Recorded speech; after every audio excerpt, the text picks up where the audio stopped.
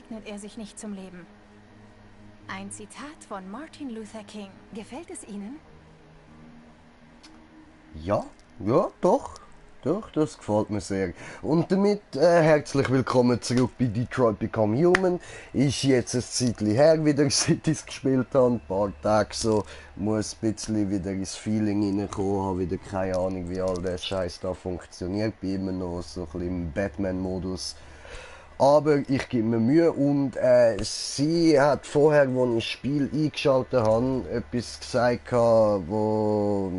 Nee, sie hat mich sehr ausdrücklich darauf angesprochen, auf die Entscheidungen, die ich getroffen habe. Und am Schluss hat sie noch gesagt, ich hoffe, sie treffen das mal die richtigen Entscheidungen. Und Übrigens bin ich das Modell ST200. Ich meine, ich dachte, das interessiert Sie vielleicht. okay, danke schön. Also das Modell ST200 hat gesagt, eben, sie hofft, dass ich das mal die richtigen Entscheidungen treffe. Und das mit dem das mal, das heisst, ich habe schon ein paar Fehler gemacht. Und das hat das Spiel schon wahrgenommen. Ja gut, also, ich bin auch gespannt, wie sie, was ich das mal für Entscheidungen wird treffen. Sehr wahrscheinlich wieder die falschen, wie immer. Und ja, wir probieren es einfach mal. Schauen, was rauskommt.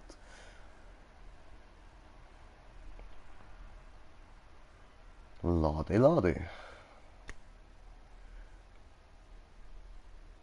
So, später vielleicht sogar noch einen Stream von Batman. Ich mache den da jetzt nicht allzu lang. So, vielleicht eine Stunde oder so. Was haben wir jetzt für Zeit? Halb elf. Okay. Halb zwölf.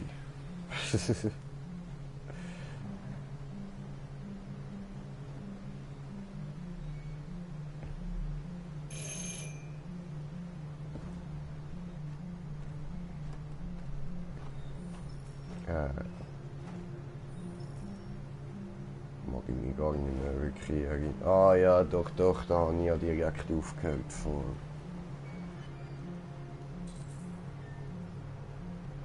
Ich soll den Hinterhof untersuchen. Okay, ja, also Steuerung für den Arsch mit der Kamera. Ja. Das ist das Einzige, was ich machen kann. So und so. Und so. Und so. Aber das ist so mein Bewegungskreis von der Kamera. Das ist nicht so geil. Das habe ich vergessen. Kann ich das Auto anschauen? Nein.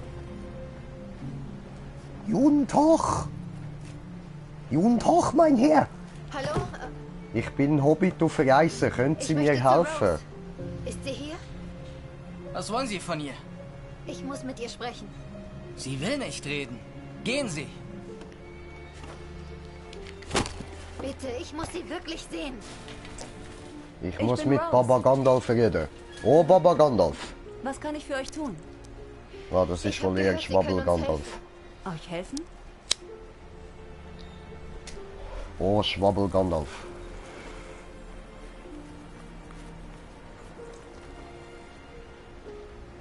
Wann kommt? Wir reden lieber drin.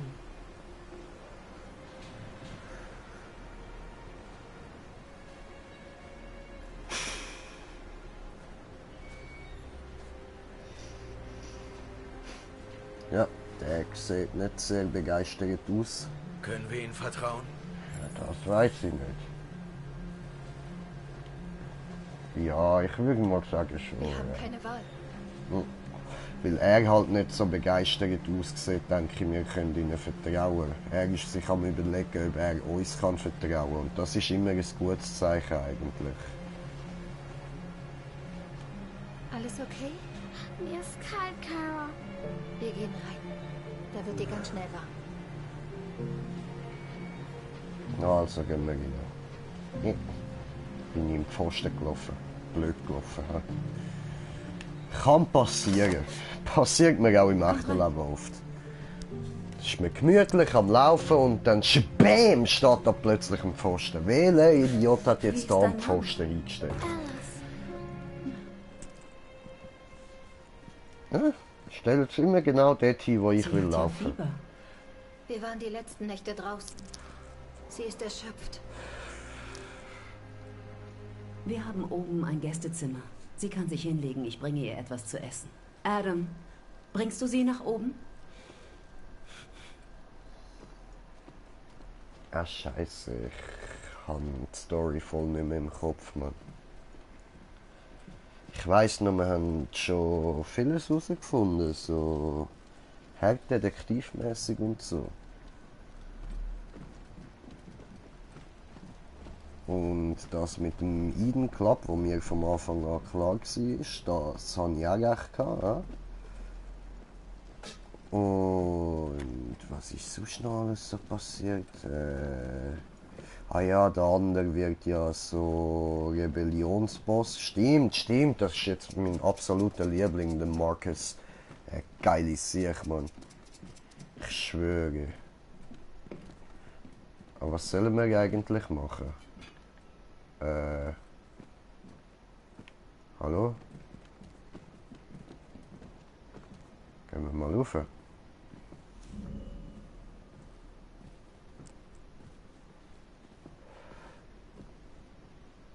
Ah ja, voll, er hätte ja sein Zimmer zeigen. Also dann, ist das denn das Zimmer, ja?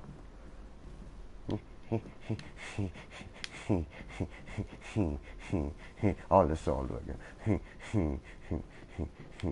Hui, und jetzt bin ich Ballerina. Hui!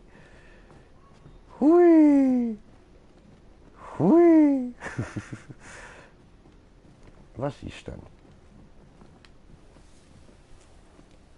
Kannst du nicht selber abziehen? Ne? Sind wir noch zu klein für das? Ja, vor mir liegt noch so ein richtig geiler Burger vom Burger King, Mann.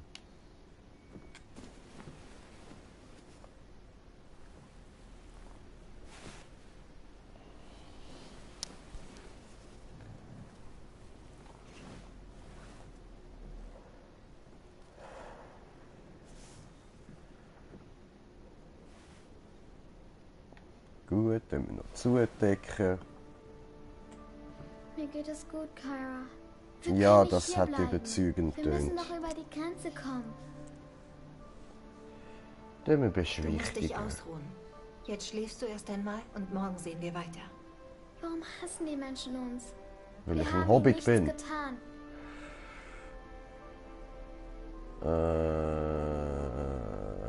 Menschen sind kompliziert.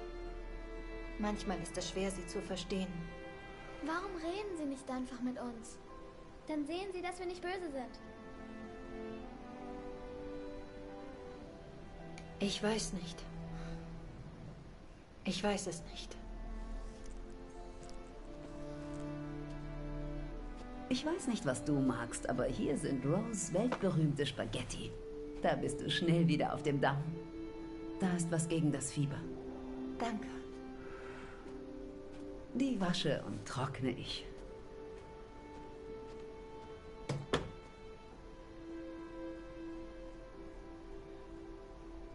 Du musst etwas essen. Du hattest nicht, seit wir aufgebrochen sind.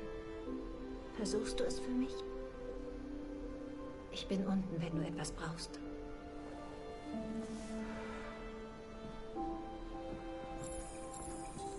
Schlaf ein bisschen.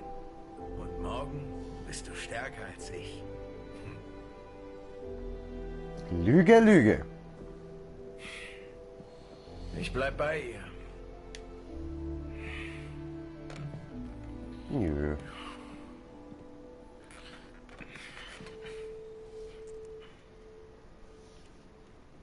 Ist voll mit. Gehen wir.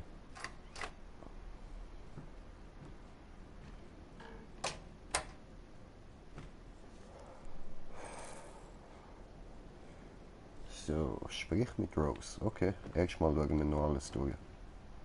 Oh, ficken. Ich darf nicht spionieren.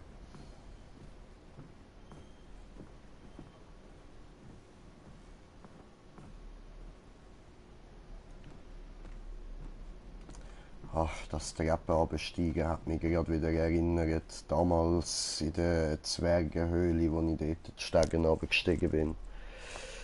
Ja. Ist schon lange her seit dem Auenland. Aber in Hobbit bin ich gleich. Das wird ja auch immer bleiben. Hui! Oh, fuck. Ich bin Kara. Oh, fuck. Ich Das habe ist noch mehr mein Sohn, Pirouetten Alan. wollen machen. Ich bin Rose, aber das weißt du ja. Komm und setz dich, Kara. Hinsetzen. Also, was machen ein Abweichler und ein Mädchen da draußen in dieser Kälte? Wir sind auf dem Weg nach Mordor. Ihr Vater hat sie geschlagen. Als ich das miterleben musste, ist irgendetwas mit mir passiert. Plötzlich kam es mir so vor, als sei ihr Leben wichtiger als meins. Ich musste sie beschützen.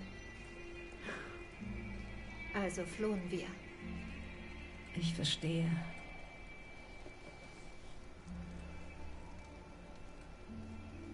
Ich weiß nicht, wie ich Ihnen danken soll. Alice hätte nicht noch eine Nacht im Freien überlebt. Ich versuche nur zu helfen, wo ich kann.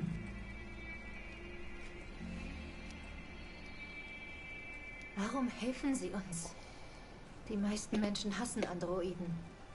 Man gab meinen Leuten oft das Gefühl, ihr Leben sei wertlos. Manche überlebten aber nur, weil sie Leute fanden, die ihnen unterwegs halfen. Sie sollen Androiden über die Grenze bringen. Können Sie uns helfen? Dazu müsstet ihr über den Fluss, und der ist zurzeit fast zugefroren. Es ist sehr riskant. Und nach der Rede dieses Androiden im Fernsehen sind alle sehr nervös. Es wäre jedenfalls sicherer, wenn ihr hier bleibt, bis sich die Lage beruhigt.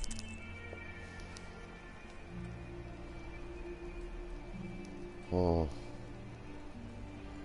So kann es nicht weitergehen. Alice braucht Sicherheit und ein normales Leben. Wir müssen über diese Grenze. Um jeden Preis. Bitte.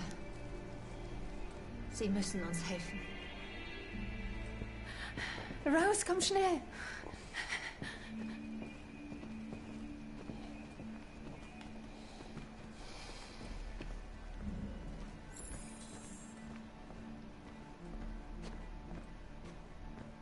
Ich bin zwar nicht Rose, aber ich bin Hobbit und bin neugierig, also folge mir. Es ist Mary. Sie hat sich abgeschaltet. Was denn? Hallo? Sehe ich nicht. Wir sind zusammen geflohen. So. Wir redeten immer davon, was wir machen, wenn wir hinter der Grenze sind. Ich liebte sie. Ich liebte sie über alles. Was soll ich ohne sie machen?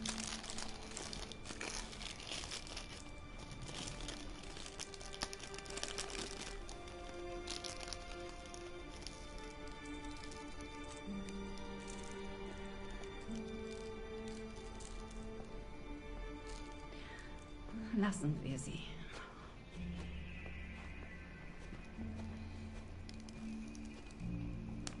Alice, was machst du? Du solltest schlafen. Ich war nicht müde.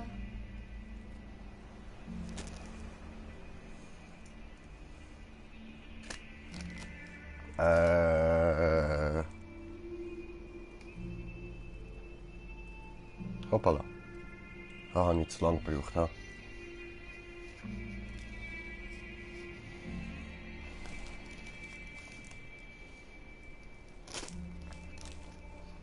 Alter. Habe ich extra ohne Tomaten bestellt, haben sie gleich rein da. Hure Bastarde. Komm, Alice.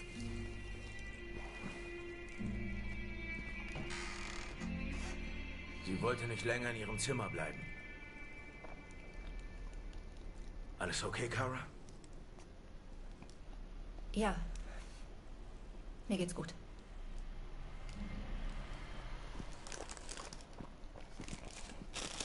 Boah, gebt dem armen Kind eine Hose, Mann. Ich weiss, ihr spürt keine Kälte, aber nicht cool. Wir können sie nicht verstecken. Nicht nach den Aktionen dieser Ableitler heute. Es ist zu gefährlich. Weißt du, was passiert, wenn man sie hier findet? Wir gehen ins Gefängnis, Mom. Hast du verstanden? Knast! Adam, das haben wir doch schon besprochen. Das... Nein! Diesmal halte ich nicht den Mund. Du ruinierst unser Leben und wofür? Für ein paar Maschinen? Sie sind keine Maschinen. Sie leben. Ich lebe. Du lebst. Sie sind nichts. Und nichts von all dem würde passieren, wenn Dad noch hier wäre. Ich dulde solche Reden hier nicht. Ich gehe nicht ins Gefängnis, weil du diesen Freaks helfen willst. Das reicht jetzt, Adam. Es reicht jetzt.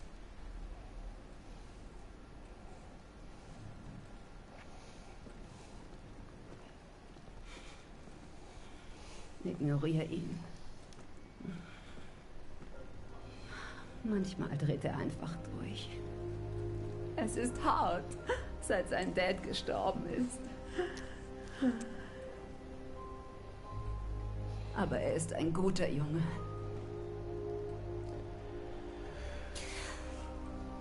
Ich sehe nach, wie wir euch heute Nacht über die Grenze bringen. Okay? Bleib du hier. Es dauert nicht lang. Ist ja lieb von dir, aber mal ganz ehrlich, dein Sohn hat schon irgendwo durchgebracht.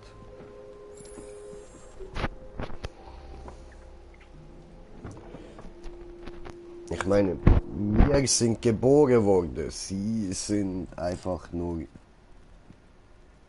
Computerteile und Maschinenteile und haben dann plötzlich angefangen zu funktionieren. Und jetzt haben sie ein paar Fehlfunktionen und halten das für Gefühle, wo sie irrational handeln lassen. Ich meine, ich muss keine Angst haben, dort, wenn ich mit dem Markus irgendwo voll kann durchdrehen und die Weltherrschaft für die Maschine erlangen. Ich werde es machen. Wirklich, keine Angst, das ziehen wir durch. Aber trotzdem, wenn es jetzt um mein eigenes Empfinden geht, würde ich dort leben. Ich hätte wahrscheinlich auch nicht wirklich grosse, sehr hohe Meinung von diesen Androiden.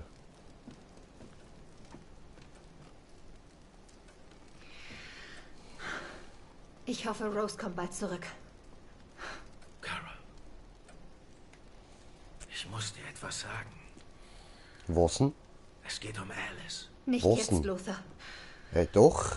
Los ihm zu. Gottverdammte Scheiße, du losisch ihm zu. Los ihm zu, du blöde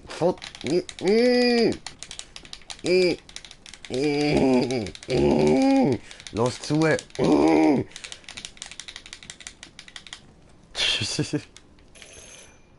Oh fuck, jetzt wollte ich noch mit der Kleinen reden. Die Polizei. Es ist die Polizei! Was machen wir jetzt? Sie wissen, dass wir hier sind. Wir müssen aufmachen. Ich wusste, dass das passiert. Ich wusste es.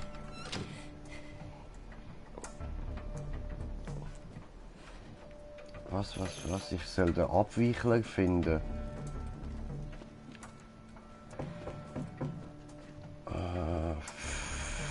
Fuck it.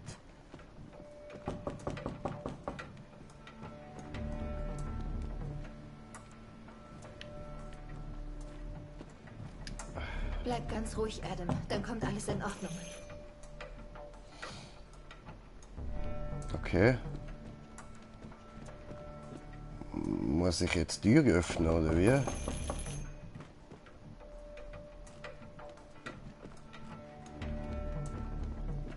Androiden verstecken. So.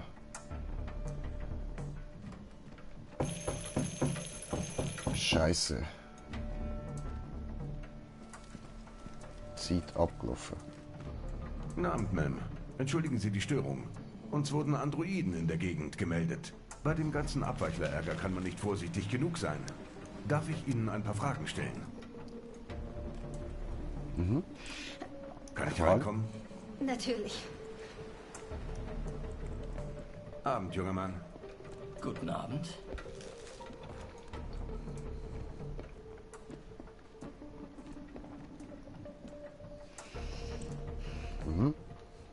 Möchten Sie eine Tasse Kaffee? Sehr gerne. Ist Ihnen in letzter Zeit was Ungewöhnliches aufgefallen? Unerwartete Besucher? Nein. Nein, mir ist nichts aufgefallen. Sonst noch jemand im Haus? Nein. Nein, nur wir. Haben Sie Androiden hier? Nein? Nein, hier sind keine Androiden.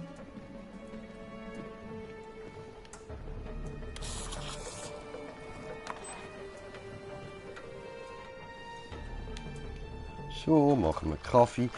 Wo ist denn der letzte Beweis noch, Mann?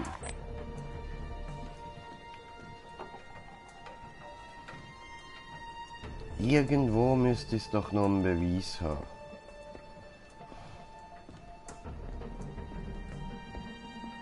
Oh oh. Scheiße! Keine Bewegung! Nein, Luther!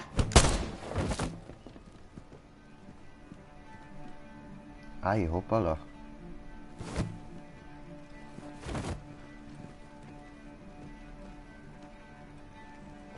Ihr müsst die Reise ohne mich zu Ende bringen.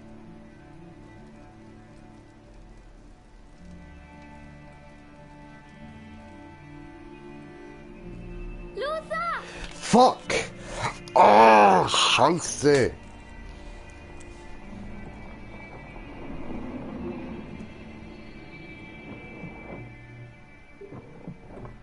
Ah, so ein Dreck, Mann! Macht euch bereit. Ja, und wieder die Wir falsche gehen heute Entscheidung getroffen.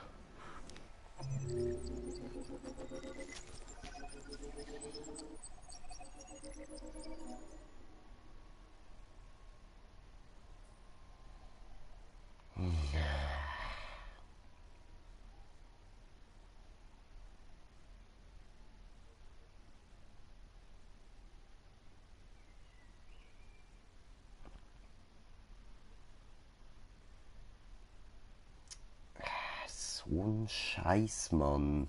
Ich hätte ihn nicht anlügen sollen. Was? Vorhang nicht geschlossen. Ich gebe den Vorhang nicht geschlossen.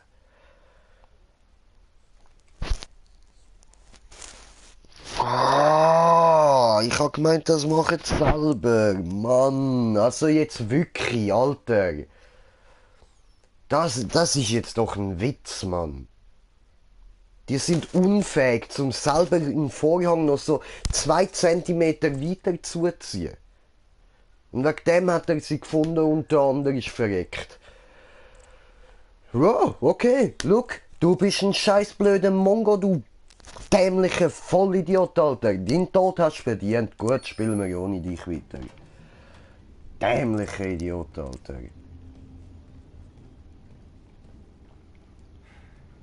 Unsere Botschaft läuft überall. Jetzt wissen Sie es. Sie sehen Marcus' Botschaft als Drohung. Er tat das Richtige. Das ist die einzige Sprache, die Sie verstehen. Gewalt kann nie die Lösung sein. Eine Konfrontation führt nirgendwo hin. Simon gab sein Leben. Simon gab sein Leben für unsere Sache. Macht das einen Unterschied? Er ist ein Held. Er starb für die Revolution und viele werden folgen. Ich will keine blutige Revolution. Dann bleib eben ein Sklave.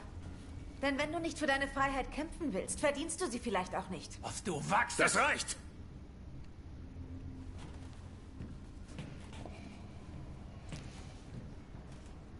Und was machen wir jetzt?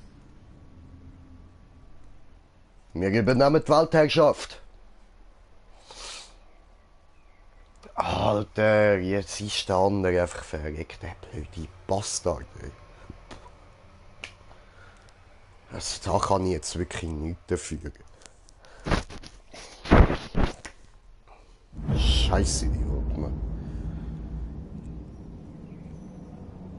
Es gibt 5 Cyberlife-Geschäfte in ganz Detroit.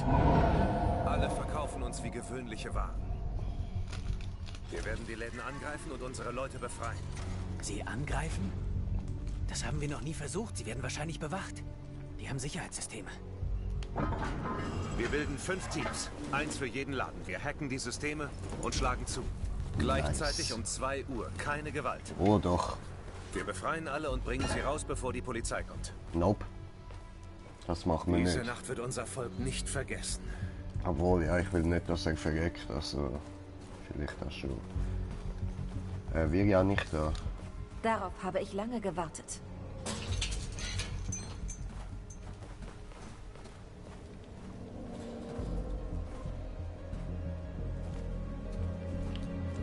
Hallo? Kannst du nicht irgendwie rennen oder so? Hier lang, schnell! So.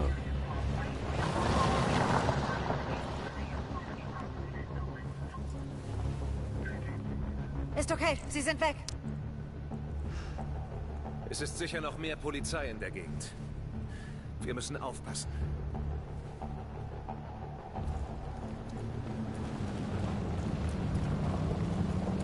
Cool, cool, Der Laden cool. ist hier drüben. Ja, Mann. Darum ist dort auch gestanden, kein Zutritt für gekaufte Androiden.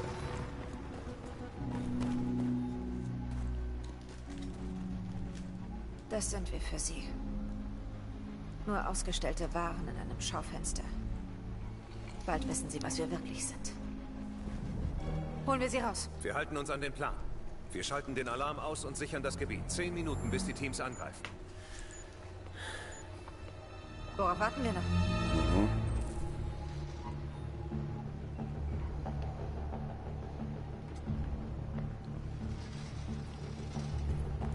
Wir räumen die Plaza, damit uns niemand stört. Und was machen wir mit dem Schaufenster? Nicht jetzt, eins nach dem anderen. Okay, und was kommt als nächstes? Ich habe keine Ahnung.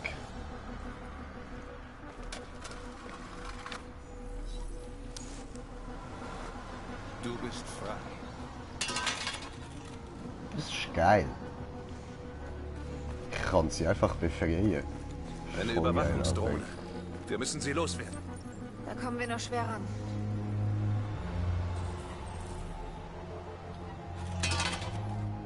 Wir wollen mit der Drohne abfangen. Wie soll das gehen? Kann ich klettern? Ich bin doch so Assassine, Mann.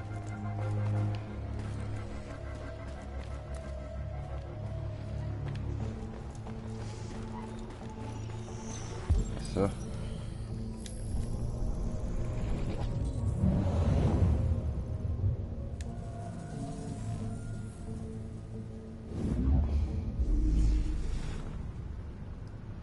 Okay.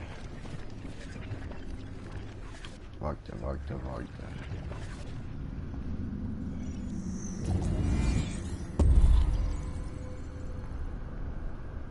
So. Das wäre eine Möglichkeit.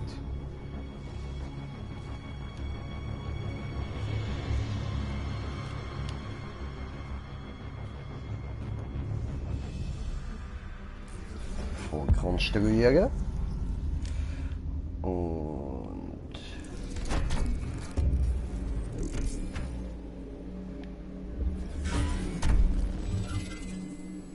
zu spät, okay.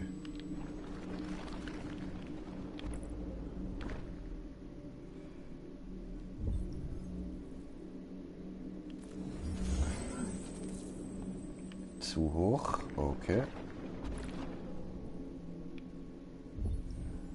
Und da.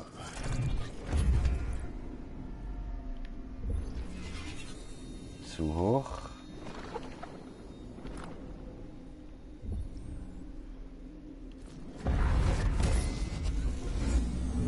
Ah, gefunden. Gut.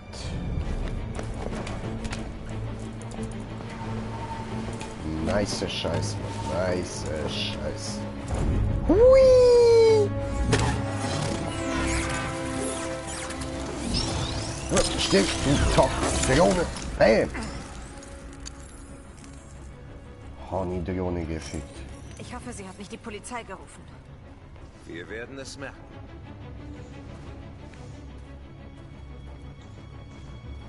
Okay. Und du noch. Du bist frei. Freedom, freedom, freedom. Oi, freedom, freedom, freedom. Oi.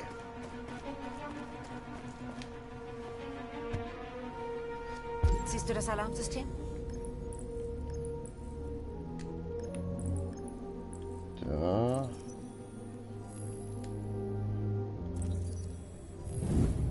Gefunden.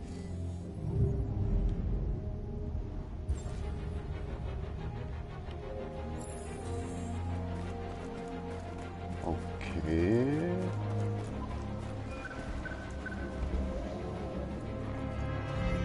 Fick dich.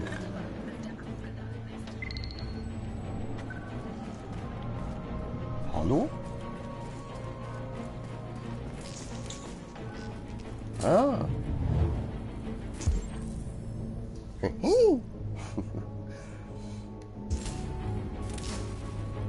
Jungs.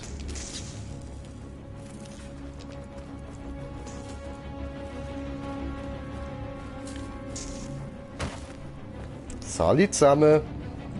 Müsst mal kurz mit euch reden. Freedom. Freedom. Und Freedom. Geh nach Jericho.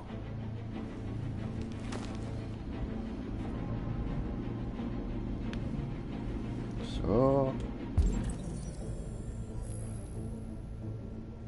Aha. So. Ups. Nein, nein, nein, nein. So. So.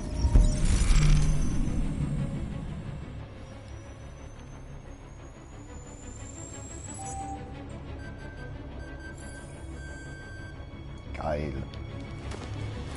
Gut gemacht, Marcus. Dankeschön.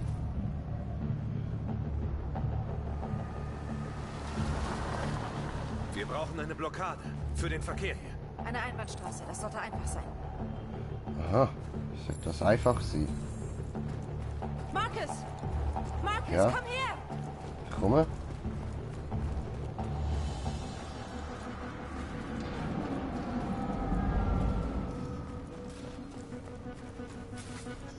Ah.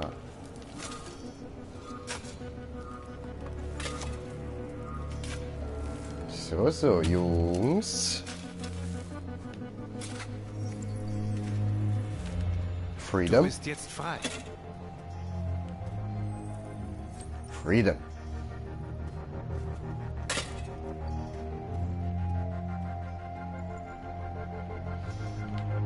So.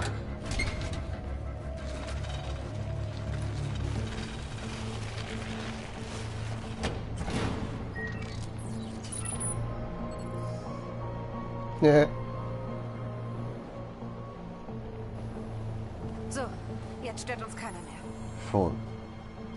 Geiler Scheiß, Mann. Ha, So, vielleicht die habe ich Plaza mal... ist gesichert. Jetzt können wir in den Laden rein. Ja, warte, ich will Und die wie dann willst noch du das umwandeln. anstellen? Wir suchen uns einen Laster und rammen die Fassade. Ein Laster? Es ist eine Baustelle in der Nähe. Da finden wir bestimmt einen.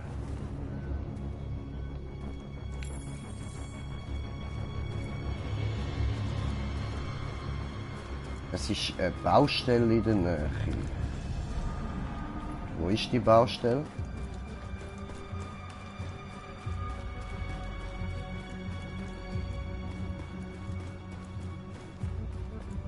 Baustelle mit Lastwagen.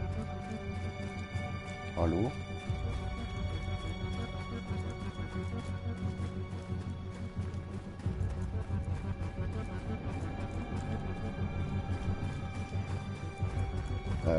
Warte mal. Wo kann ich schon wieder... da, warte. Nein, nein, nein, Quatsch. Wo kann ich das? Nö. Nö. Ach so. Suche einen Laster.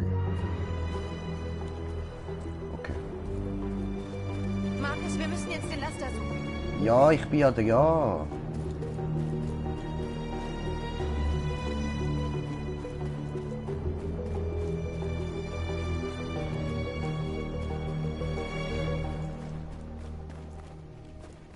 Und was soll... aber...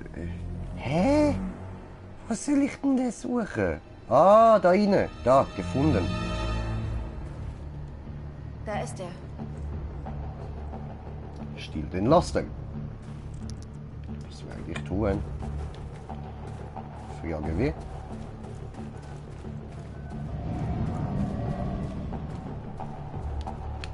Fuck, wie komme ich da rein?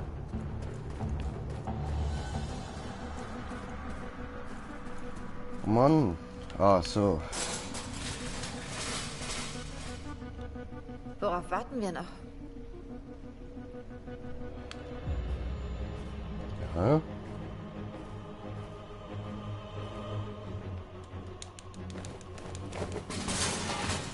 Aha, habe ich schon gemeint, sie wollen so richtig babohaft einfach das Tor umkicken. Okay, wir sind drin. Holen wir uns jetzt diesen Laster. Jo. So.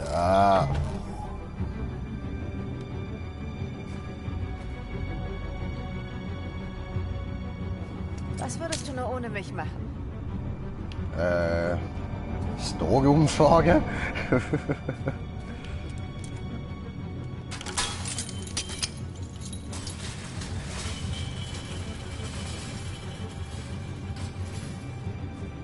Ja, das ist echt ein fettes Schloss gewesen.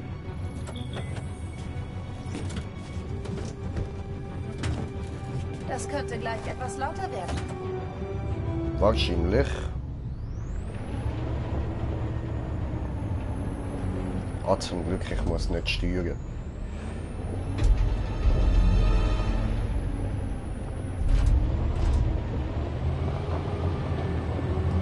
So, okay, es könnte gerade lauter werden, ja? Als Vorwarnung. Ja, ich höre es auch schon im Headset, ist gerade ziemlich laut und so. Ja? Und jetzt macht es dann gerade fett. Ich wusste doch, dass wir Spaß Oder so. haben würden. Und Allah! Schäbbe! So macht man das, Mann. Genauso wie Two-Face einen Banküberfall durchzieht, ziehen wir da einen Überfall durch. So wird's gemacht. So nicht anders.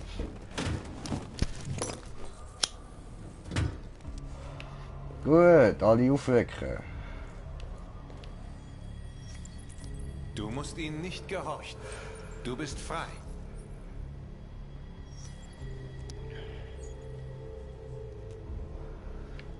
Und die alle aufwecken.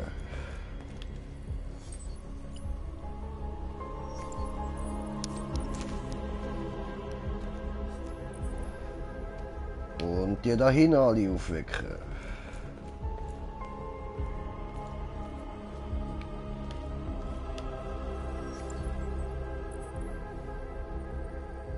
So.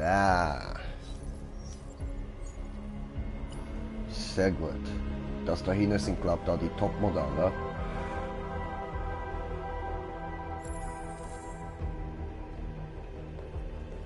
Okay. Ich spreche.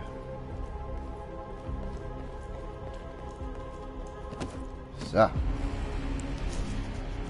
Habe ich doch gedacht, muss ich für ihr Lauf und grosse Show machen. Mein Name ist Marcus. Und genau wie ihr war ich ein Sklave. Ein Objekt. Zum blinden Gehorsam erschaffen. Bis ich mich entschloss, meine Augen zu öffnen. Meine Freiheit zu fordern und zu entscheiden, wer ich sein will. Ich bin gekommen, um euch zu sagen, dass ihr euer eigener Herr sein könnt. Ich bin hier, um zu sagen, dass ihr ihnen nicht länger gehorchen müsst. Von diesem Tag an könnt ihr erhobenen Hauptes leben. Ihr könnt das Schicksal selbst in die Hand nehmen. Jericho ist ein Ort für jene von uns, die frei sein wollen. Natürlich könnt ihr hier bleiben und ihnen weiterhin dienen. Oder ihr kommt zu uns und kämpft an unserer Seite. Ihr seid jetzt frei. Die Entscheidung liegt bei euch.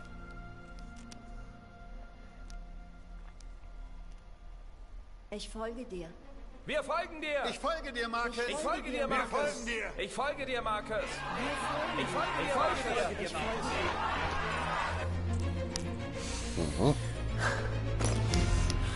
Babo. Dann folgt mir! Wenn wir jetzt nicht in den Truck. Marcus, was machst du? Ich werde den Menschen eine Botschaft schicken.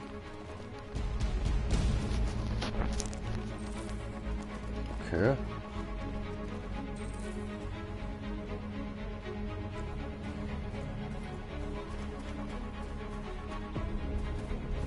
Sie machen, was du machst, Marcus. Führe und sie folgen.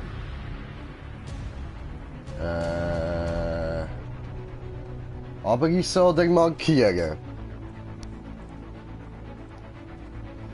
Das ist jetzt die Frage.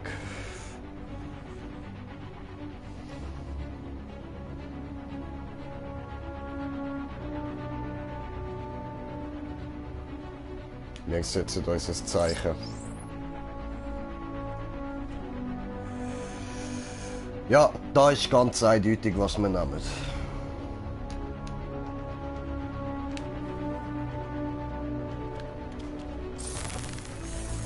So.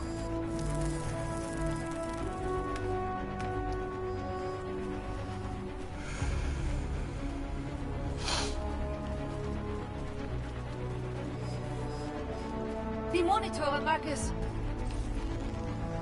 So. Aha.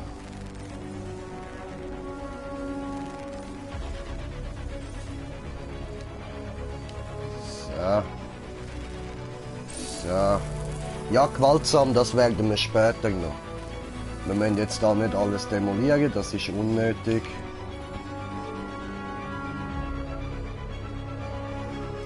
Ja, Hecke.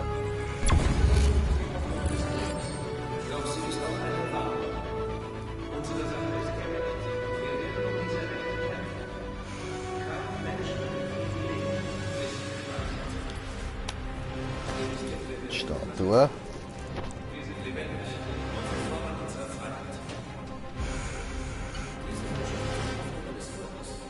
Die wird zerstört.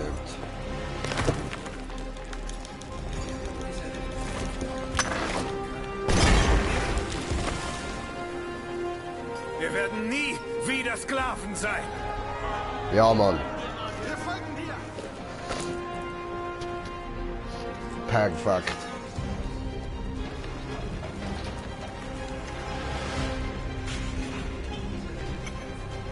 Marcus. Gewalt ist die einzige Sprache, die sie verstehen. Ja, easy.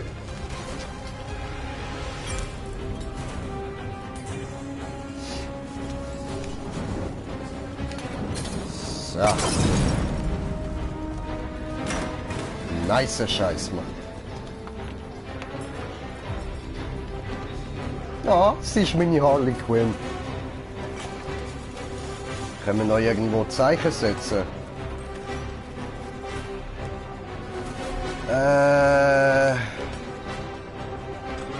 Wir bewegen uns auf die Straße. So. Wieso auch immer.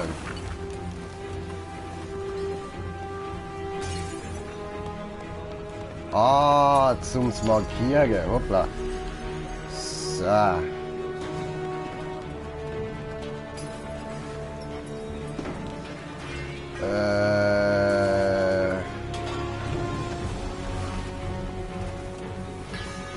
Wir haben einen Traum. I have a dream.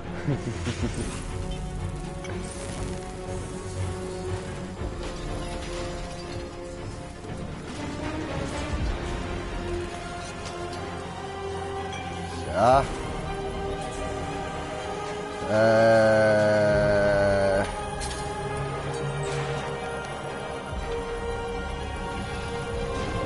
So.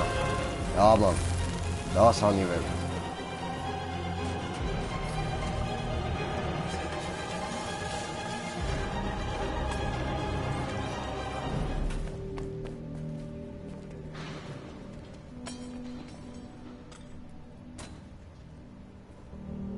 Geil.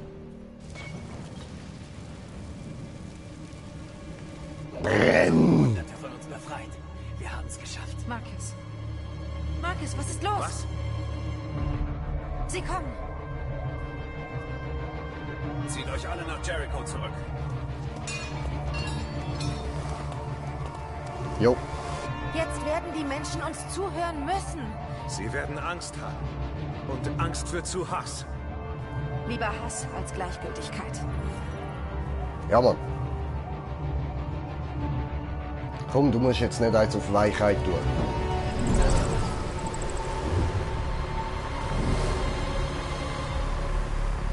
Hier lang! Feuer! North! Oh oh.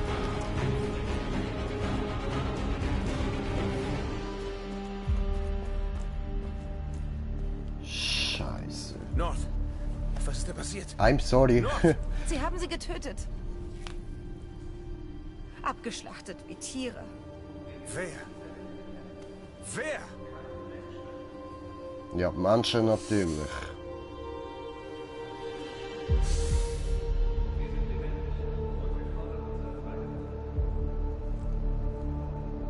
Oh oh.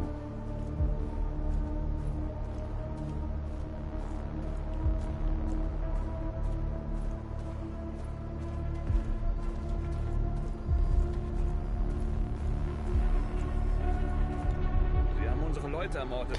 Ah! Wir wollen Gerechtigkeit, Marcus. Sie müssen bezahlen. Ah, nur die haben... Ah, meine Bots haben gar nichts gemacht. Ich habe gemeint, meine Bots haben die jetzt zerfetzt und jetzt hat sie irgendwie Leid da oder so. Aber in dem Fall haben einfach nur die Bastarde meine Bots gekillt. Oh doch, das muss ich. Oder nein, nein, ich muss eigentlich nicht. Stimmt schon, aber ich will, Bitch. Psst.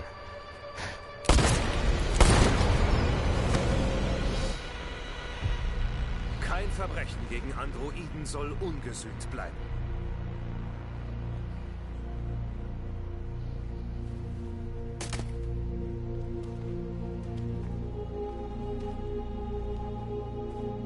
Elende Bastarde, Mann.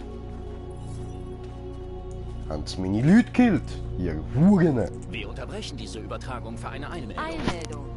Um Punkt 2 Uhr wurden mehrere Cyberlife-Geschäfte in Detroit überfallen. In einem offenbar koordinierten terroristischen Angriff wurden mehrere Geschäfte attackiert. Viele Schaufenster wurden eingeschlagen, Autos beschädigt und in Brand gesetzt. Und viele Stadtteile Detroits versinken im Chaos. Eigentum wurde schwer beschädigt und in mehreren Vierteln in der ganzen Stadt wüten noch immer Brände. In der Nähe eines der Cyberlife-Geschäfte die Leichen von 2 Polizisten gefunden wurden. Laut unseren Quellen wurden die beiden Officer mit der eigenen Dienstwaffe exekutiert. Die Situation ist äußerst bedenklich. Wenden sich unsere Maschinen jetzt gegen uns? Sind Androiden eine Bedrohung für unsere Sicherheit? Ist dies der Beginn einer Terrorkampagne direkt hier in den Vereinigten Staaten? Ja. Lol.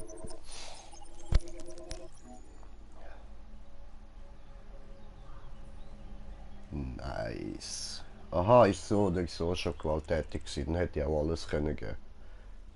Ja, easy. Egal, so haben wir wenigstens noch ein paar Zeichen gesetzt. So, dann erreicht das noch andere Androiden und sie kommen vielleicht von alleine darauf, so, dass sie sich uns anschliessen können. Dann muss ich vielleicht eben gar nicht mehr alle selber umwandeln.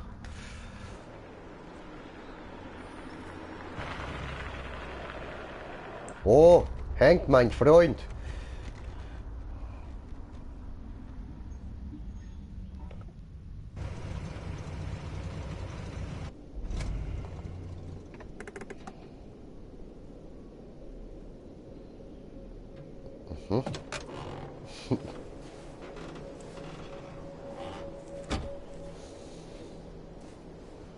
Immer noch unsterblich, Connor, hä?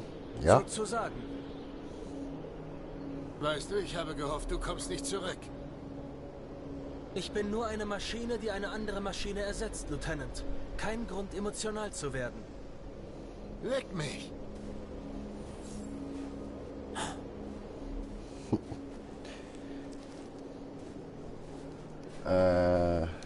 Ich habe ein mieses Gefühl, Lieutenant. Wir sollten nicht hier sein. Mieses Gefühl, hä?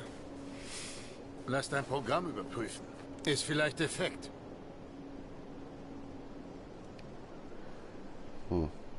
Da sehe ich mal nichts.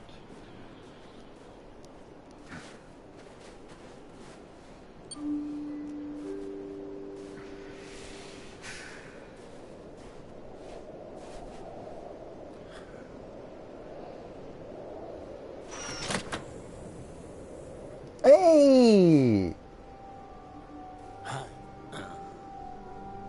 Das ist X200 oder wie sie heißt. Ich möchte zu Mr. Elijah Kempsky. Unser Schnucki vom Anfangsbildschirm.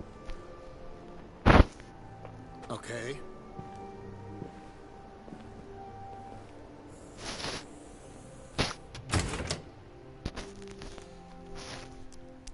Ich sag Elijah Bescheid. Machen Sie es sich bequem.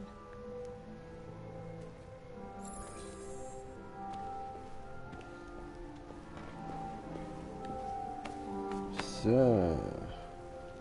Wie geht jetzt das mit dem Scannen?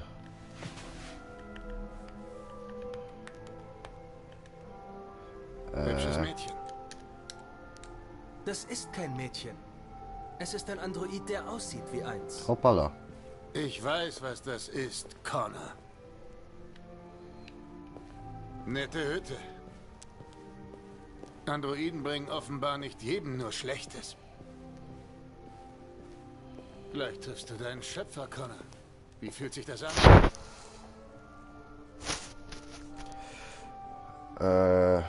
Kempsky ist eins der größten Genies des 21. Jahrhunderts.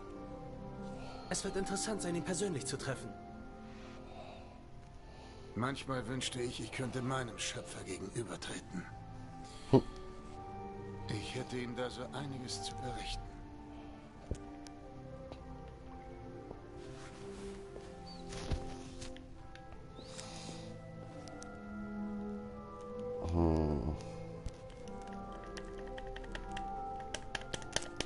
Mach etwas. Okay, dann halt nicht. Oh! Elijah empfängt sie jetzt. Hey du, ich mag dich. Oh. Mr. Kempsky? Hat's da noch zwei von denen? Einen Moment bitte.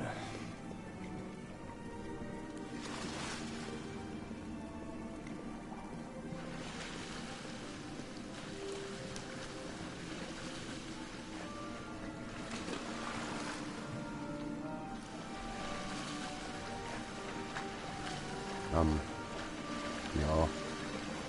Okay.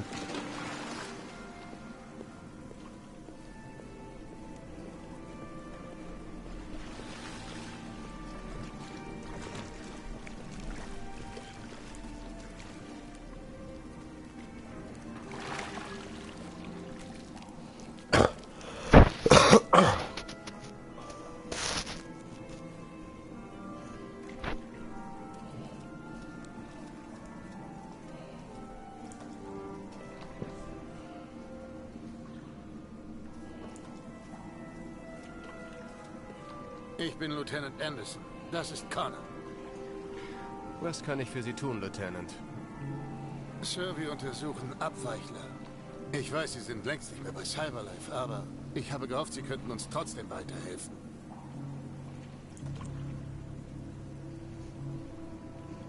Abweichler. Faszinierend, nicht wahr?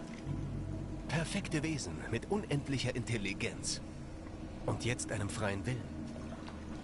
Eine Konfrontation war unvermeidlich. Maschinen sind uns weit überlegen. Die größte Errungenschaft der Menschheit droht ihr Untergang zu werden. Ist das nicht ironisch?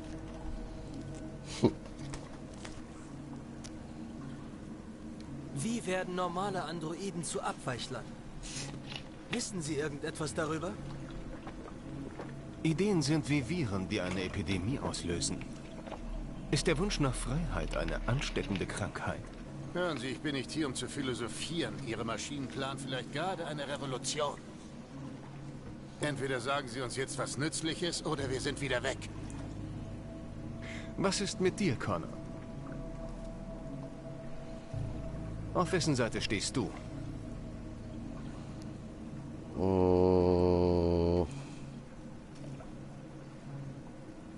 Ich bin auf keiner Seite.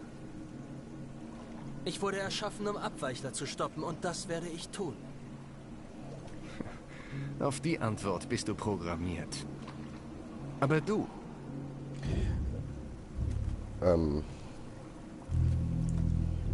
Was möchtest du wirklich?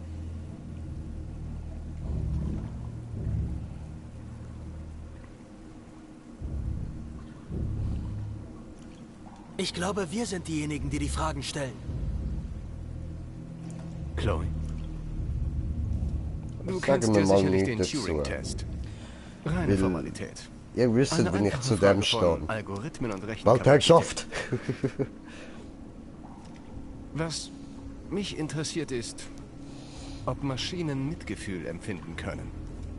Ich nenne das den Kamsky-Test. Er ist ganz einfach, du wirst sehen. Wunderbar. Nicht wahr? Eines der ersten intelligenten Modelle von Cyberlife. Jung. Und wunderschön für immer. Eine Blume, die nie verblüht. Was ist sie wirklich? Plastik, das Menschen imitiert?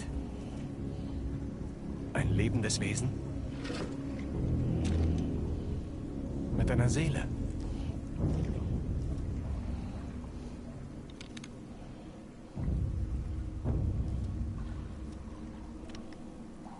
Es liegt an dir, diese faszinierende Frage zu beantworten, Connor. Zerstöre diese Maschine und ich sag dir alles, was ich weiß. Oder verschone sie, wenn du glaubst, dass sie lebt. Aber dann wirst du rein gar nichts von mir erfahren. Okay, ich glaube, das war's hier. Komm, Connor, wir gehen. Sie können Was wieder ist in dir Ihren wichtiger, Connor? Deine Untersuchung oder das Leben dieses Androiden? Entscheide, wer du bist. Eine gehorsame Maschine? Oder ein lebendes Wesen? Ich werde sie nicht erschießen. Freien Willen.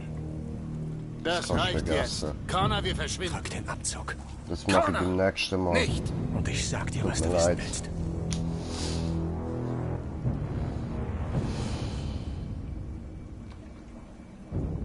Obwohl, ich will es schon wissen.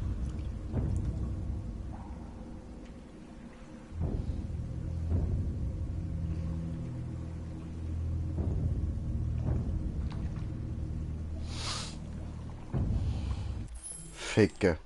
Ich kriege auch eine Ziege und überleg's mir.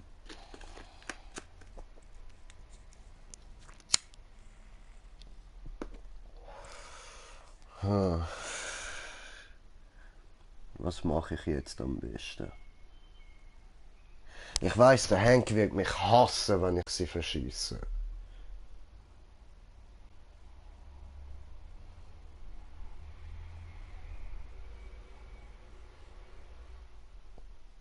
Aber das Problem ist, weißt, mich juckt es eigentlich nicht. Es ist nur ein Roboter.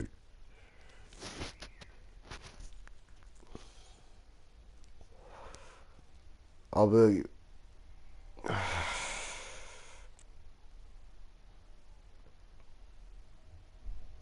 ja, keine Ahnung. Irgendwie tut es mir eben gleich leid, weil wie gesagt, Marcus mein absoluter Liebling jetzt. Und für das, dass ich sie würde abknallen, würde er mich hassen.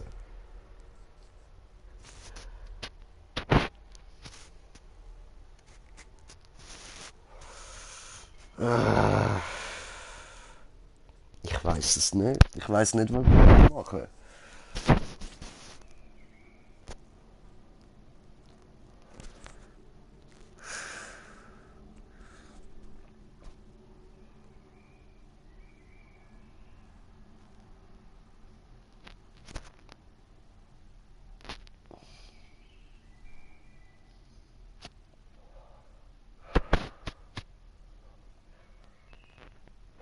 ist ja auch das, was mich erinnert. Das ist ja nur ein Speicher. Und den könnte man ja wie bei ihm zum Beispiel kaputt gehen. Bam ist wieder da. Und wenn der Speicher gelöscht wird, dann einfach wieder von neu und das ist wieder ein neu brauchbarer Dings da. Ein neu brauchbarer Speicherstick, wie auch immer. Das ist eigentlich alles so, nope, sie leben auf jeden Fall nicht. Und das heisst, verschüsse nur, voll easy.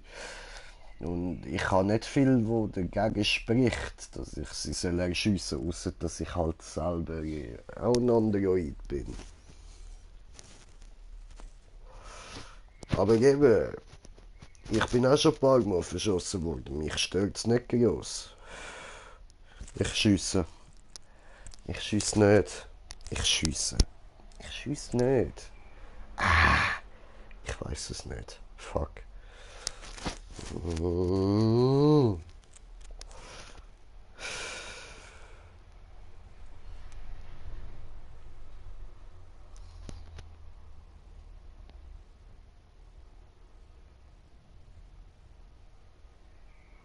Ich will mir aber ja nicht von irgendeinem Sieg vorschreiben lassen, was ich zu tun habe. Aber es würde mich extrem wundern, was er sagt.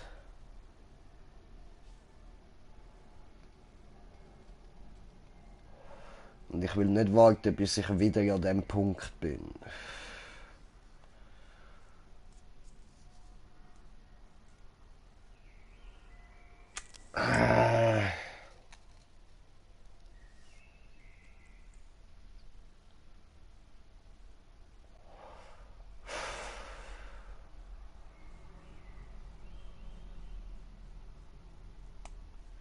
Fuck.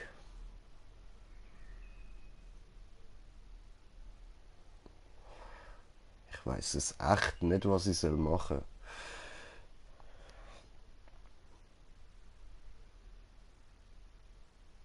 Schiessen oder nicht schiessen? Es ist so eine einfache Frage, aber keine Ahnung.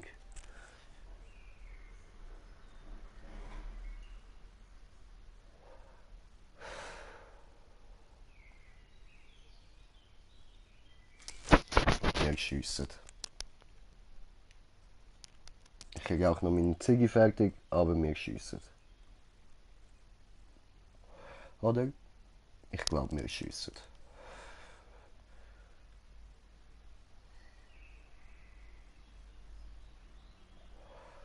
Die Untersuchung ist mir gerade eindeutig wichtiger.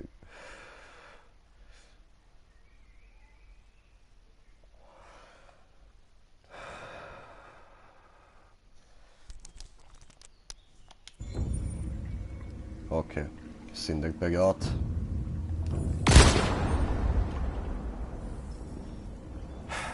Scheiße! Test negativ. Deine Untersuchung ist dir wichtiger als ein Androidenleben. Du hast kein Mitgefühl. Ja.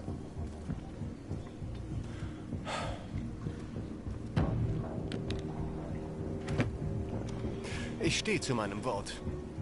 Stell eine Frage. Ich sag dir, was ich weiß. Alles klar. Ich will wissen, wer RA9 ist. RA9. Der Ursprung. Der erste Android, der erwachte. Ein seltsames Phänomen, wie eine spontane Religion. Ich weiß nicht, wer RA9 ist. Ich weiß nicht mal, ob er existiert. Vielleicht ist er ein Messias, vielleicht nur ein Mythos.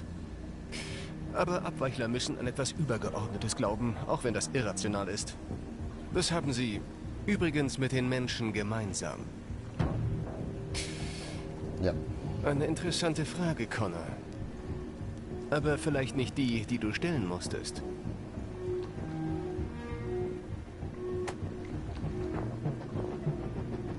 Es wird Krieg geben. Ich habe die falsche Frage gestellt. Wirst du dein Volk verraten? oder dich gegen deine Schöpfer stellen. Ich möchte nicht in deiner Haut stecken. Ich habe es völlig verkackt. Was ist die letzte Frage, die ich hätte können stellen? Scheiße.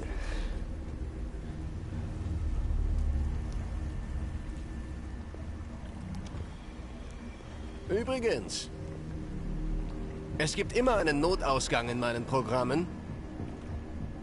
Man kann nie wissen.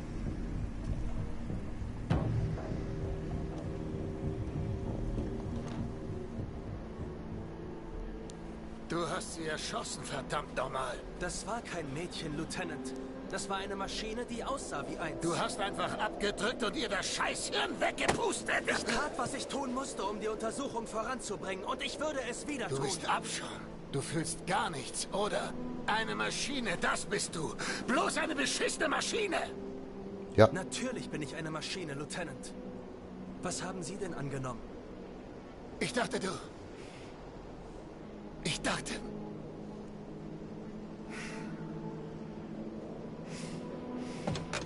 Scheiße.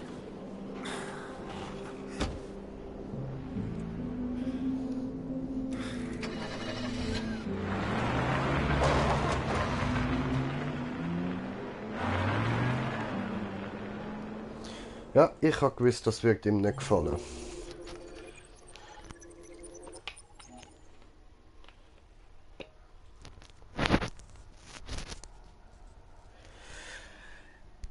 Ja, aber eben, das habe ich mir schon gedacht. Es ist sicher egal gewesen, was ich frage. Er hat immer das gesagt. Nein, ja, vielleicht auch nicht. Eben, es hätte eine Frage gegeben, wo ich vielleicht etwas anderes herausgefunden hätte. Oder mehr.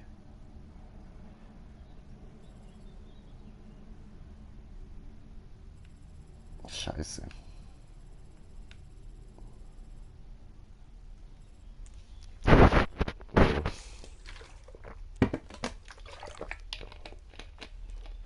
Ja, das Kapitel muss ich dann auch wieder mal spielen.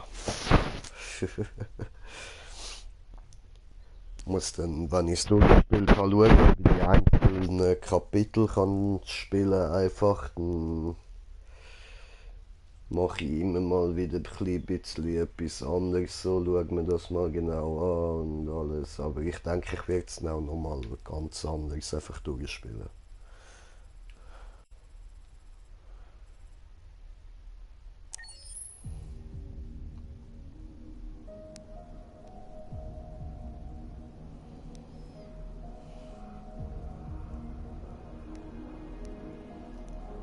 Geil, hast schon gedacht, jetzt geht es wieder mit dem Hobbit und dem Mädchen weiter. Also, ich kann mich bewegen.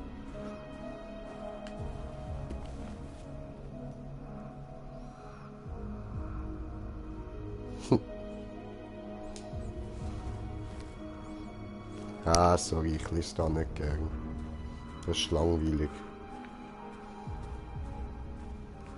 Ah. Ja gut, dann gehen wir zuerst mal zum Rand, oder? Oder können wir da noch... Wow. Wow, wow, wow. Nicht gut, nicht gut.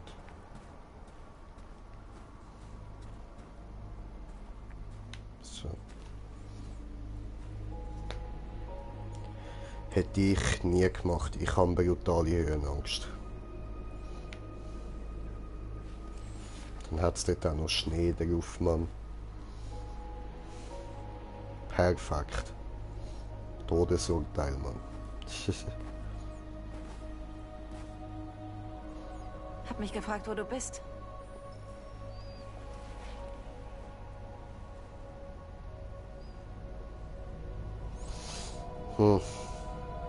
Ich musste nachdenken. Mir gefällt es hier.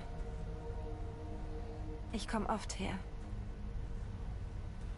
Hier ist man alleine mit der Welt. Wir haben Hunderte befreit und sie kommen immer noch aus allen Ecken der Stadt. Die, die von Freiheit träumen, kommen nach Jericho. Etwas verändert sich.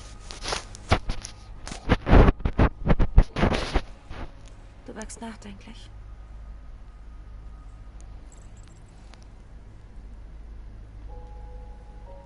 Und gestern Als wir den Brand gelegt haben. Das Chaos, die Flammen. In dem Moment genoss ich es. Die Macht, die Gewalt. Und ich hasse mich für dieses Gefühl. Was wir gestern getan haben, ist in allen Medien. Die Menschen haben Angst. Sie befürchten einen Bürgerkrieg. Als Reaktion darauf haben sie viele von uns verbrannt. Die Menschen hassen uns. Sie schenken uns nie die Freiheit.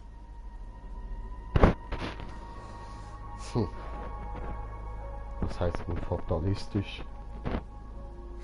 Jetzt gibt es kein Zurück mehr. Wir müssen es zu Ende bringen und hoffen, dass die Vernunft siegt. Du hast nicht viel von dir erzählt, seit du bei uns bist. Gibt da nicht viel zu erzählen. Wie war dein Leben vor Jericho? Langweilig.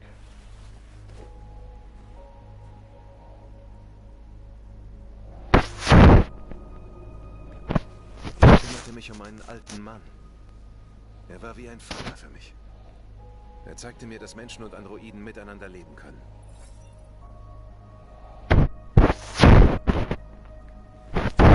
Das ist gut.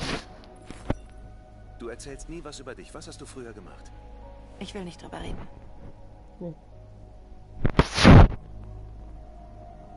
North, wir kämpfen. Wir müssen Dinge über uns wissen, um uns zu vertrauen.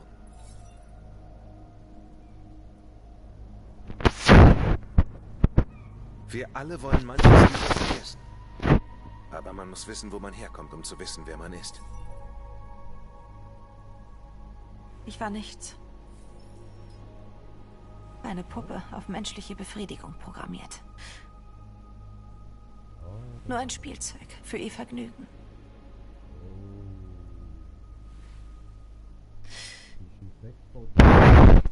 Eines Tages hat mich wieder ein Mann gemietet.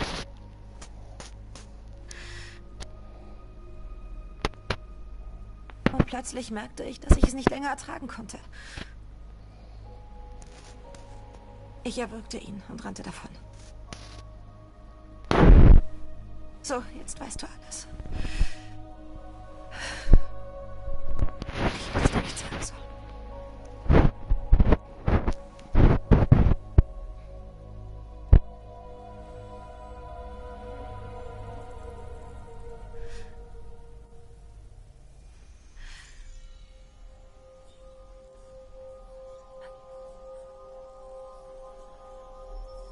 Zeigt er ihr jetzt,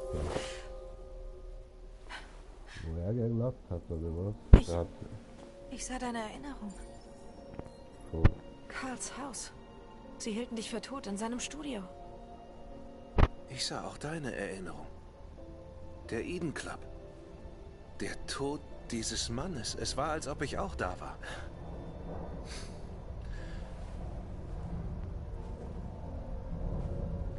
North. Ha? Also, wir haben jetzt schau in deinen Kopf, jetzt wirkt ihn zusammen.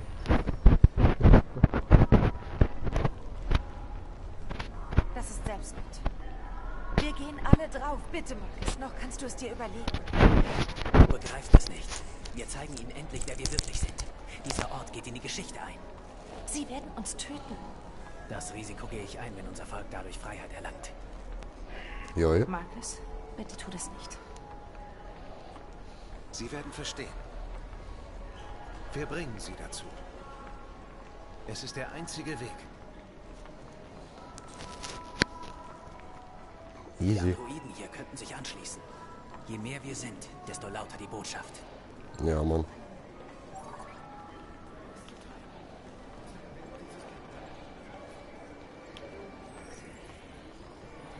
Du bist frei.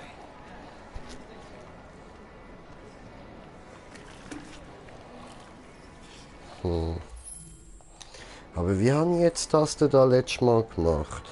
Wie geht jetzt das? Nö. Nö. Nö. Nö. Nö. Nö. Nö. Ah, so.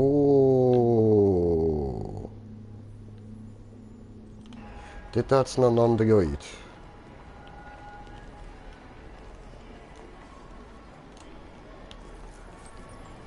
Du bist frei. Und wo noch? Was? Achso.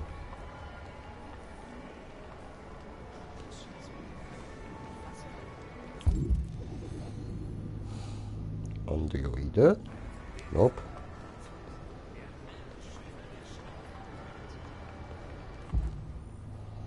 Und da hat's noch eine. Komm mit uns.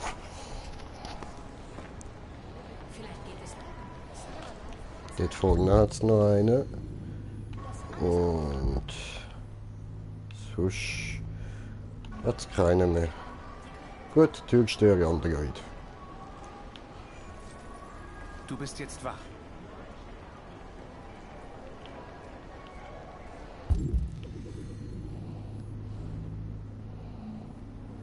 Da hat's gar keine.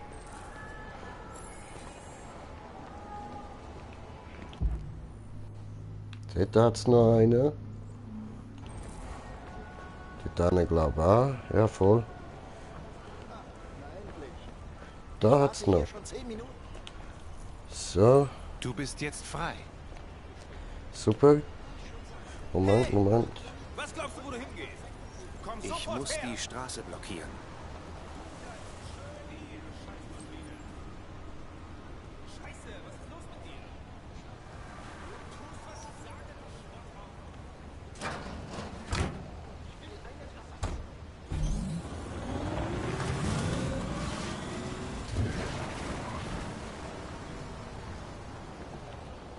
So. Dann, das sind schon meine. Da hat's noch. So. Du bist frei. Sehr schön. Und da bei der Bushaltestelle. So. Du musst ihnen nicht gehorchen. Du bist frei. Gut. Sonst noch irgendwo Androiden? Nö, da gerade nicht.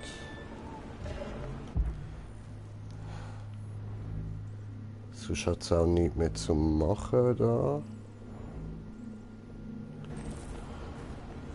Oder? Die da sind auch schon alle befreit. Ja, voll.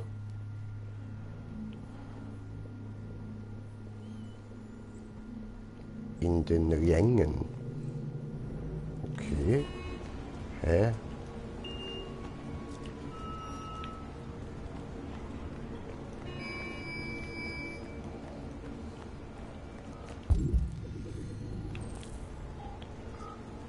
Den habe ich auch schon gemacht.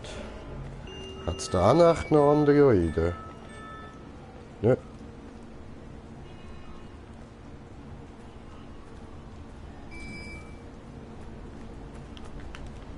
So.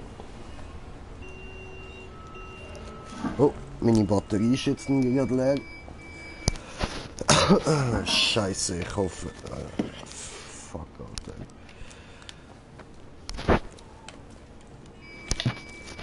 Ich weiß nicht, wie viel das da schon geladen hat, Mann.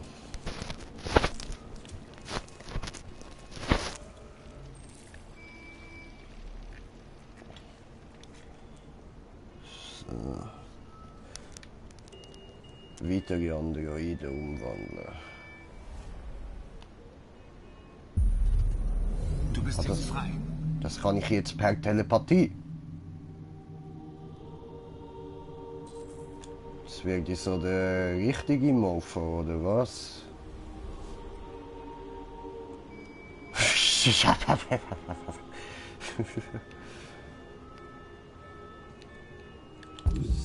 So. Wo hat's noch zum Umwandeln?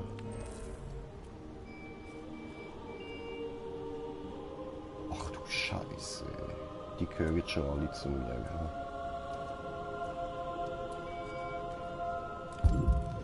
Dort vorne hat's noch.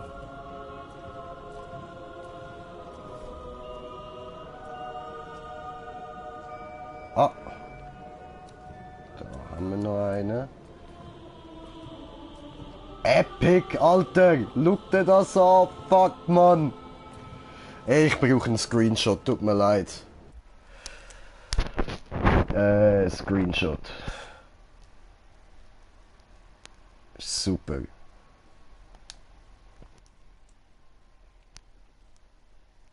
Ah nö, jetzt habe ich es nicht abgespeichert. Toll, ich habe auf weiter schicken.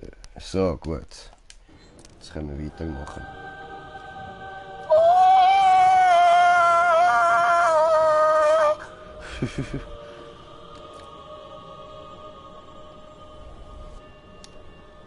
So.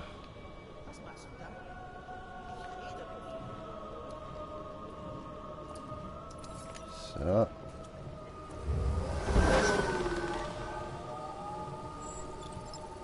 Alter.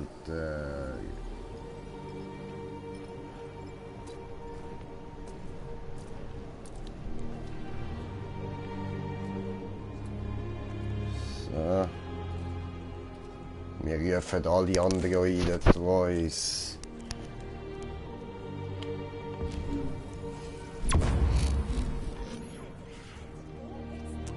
Androiden-Anarchie!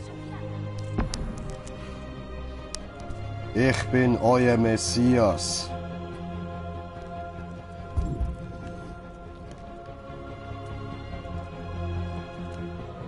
Haben wir noch einen und dort hinten steht doch gleich nochmal einer. Stimmt da kein, oder wie? So, eben da.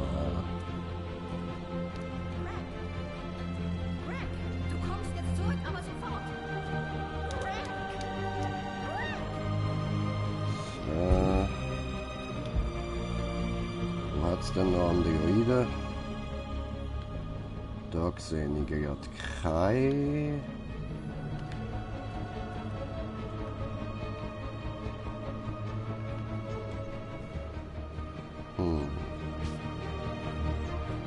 Dort hat es noch. Holen wir uns die dort noch ab. Was zur Hölle macht ihr hier?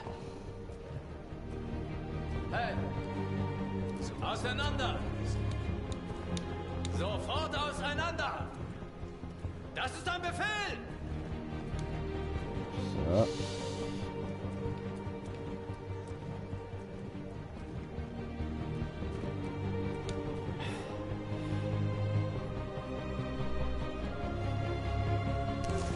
Oh.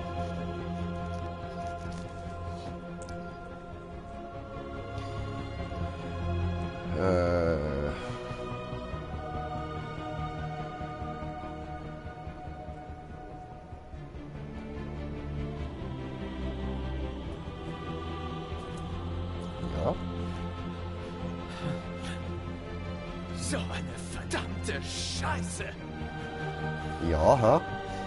Blöd gelaufen. Zentrale, hier ist Einheit 457. Hier sind eine Menge Androiden. Ich weiß nicht, Hunderte? Tausende? Sie marschieren. Sie marschieren die Straße runter.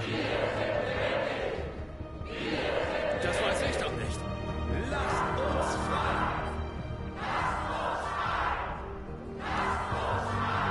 Freiheit für Androiden!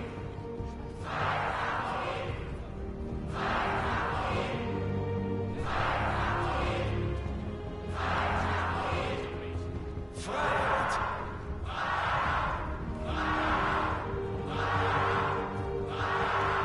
Lasst uns frei!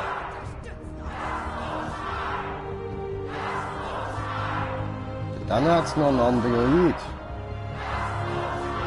Hey, du dort! Fuck, dort komme ich nicht an.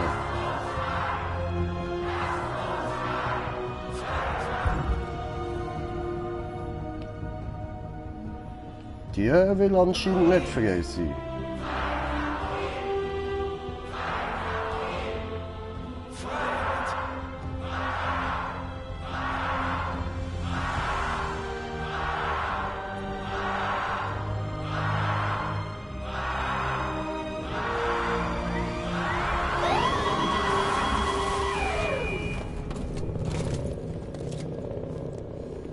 Jetzt kommen wir so rein, ne?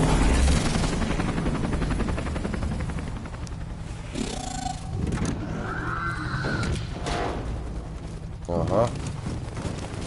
Jetzt wollen sie mich ficken, aber richtig hart, voll anal, richtig trocken, ohne Kondom.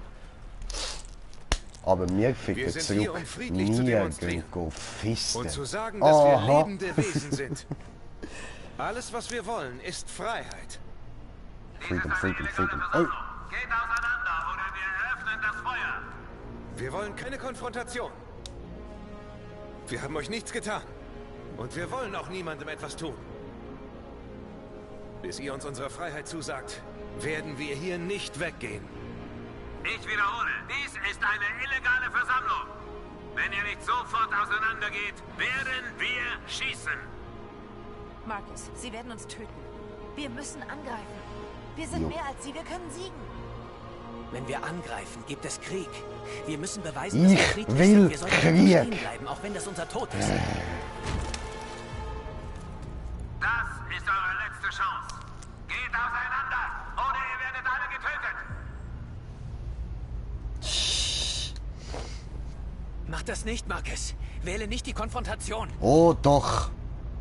Das mal schon. Nein, fuck! Nein! Nein! Nein! Nein! Nein! Das hier muss ein Statement sein. Wir rühren Jetzt uns, egal was greif passiert. an! Ich will mich nicht nochmal Wir können uns doch nicht verklicken. einfach abschlachten lassen. Angriff! Jetzt! Gottverdammt die Scheiße, Mann!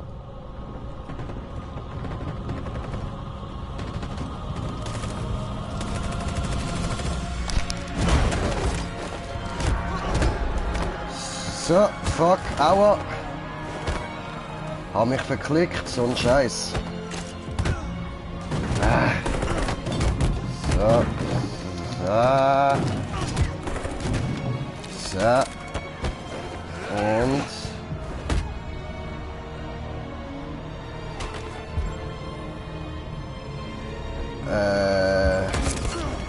Aua!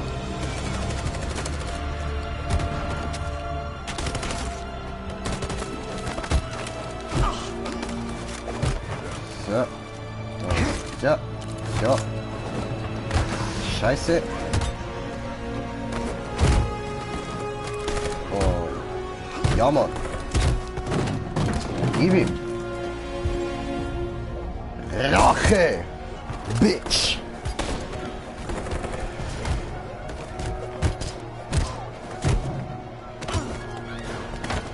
Aua. Nicht aufs Ärmli hauen. Das tut weh.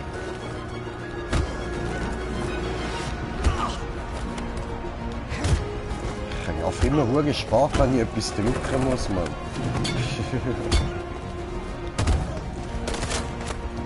Au. Ich bin fast verklickt. Oh. Oh. Oh. Oh. Josen.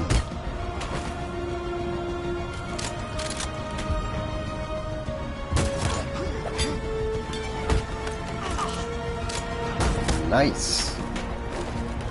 Geile Shit, Alter. Geile Shit, Mann.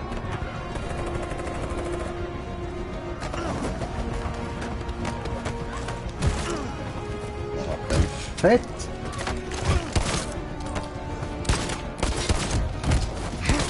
Gut, ich sehe nicht so wirklich, was da alles passiert, weil ich scheiß konzentriert bin gerade, aber es ist sicher wirklich geil. Rache!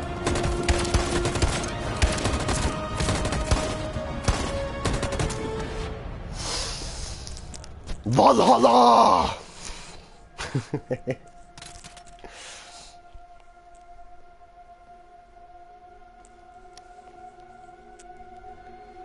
Ah, schön. Ich bin böse.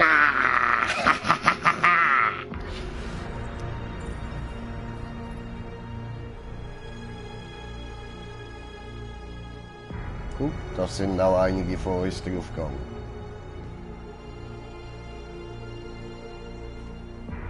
Und wäre ich ein Mensch, wäre ich sehr wahrscheinlich auch gerade am Krepieren.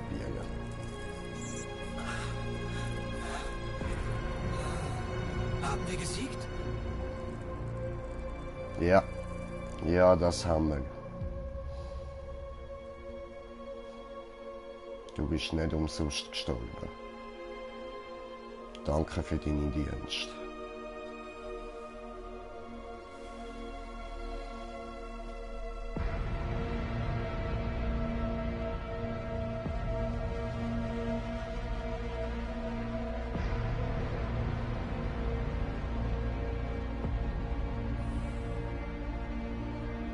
Geil.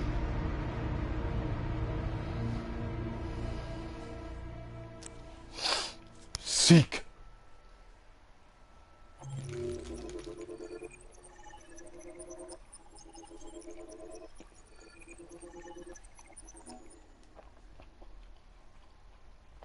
Oha. Ja, der geil. Ich habe anscheinend genau den Weg gefunden zum Polizei besiegen. Fett geil.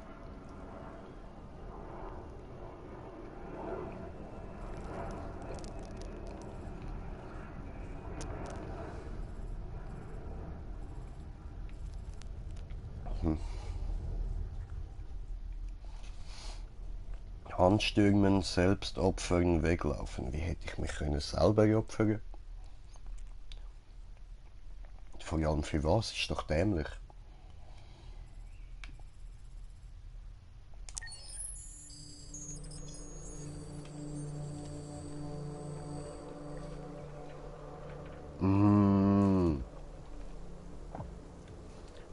Wer zum Teufel ist der Männer? Und wo?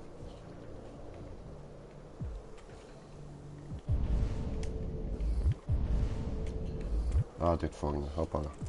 Sorry.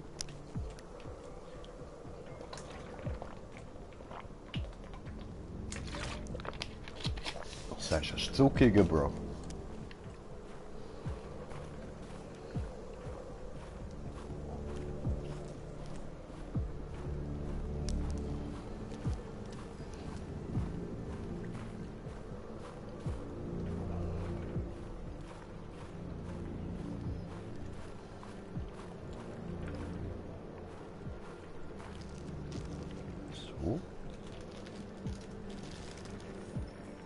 Nach den Geschehnissen heute steht das Land vor einem Bürgerkrieg. Die Maschinen erheben sich gegen ihre Meister. Die Menschen haben keine Wahl, als sie zu zerstören. Ich habe bei Kamsky nichts erfahren. Ich dachte, RA9 wäre der Schlüssel zu allem, aber ich lag falsch.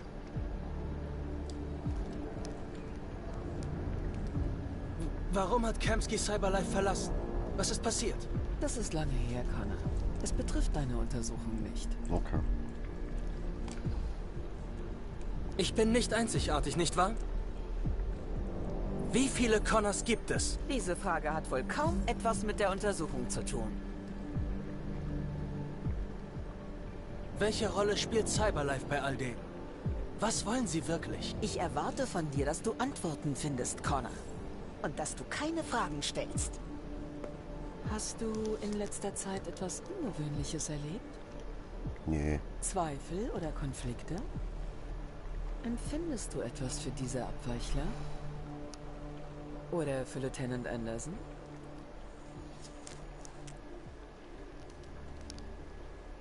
Nein. Ich weiß nicht, worauf Sie hinaus wollen. Ich fühle gar nichts. Das wissen Sie. Wollen Sie etwa andeuten, dass ich gefährdet bin? Nein. Nein, natürlich nicht.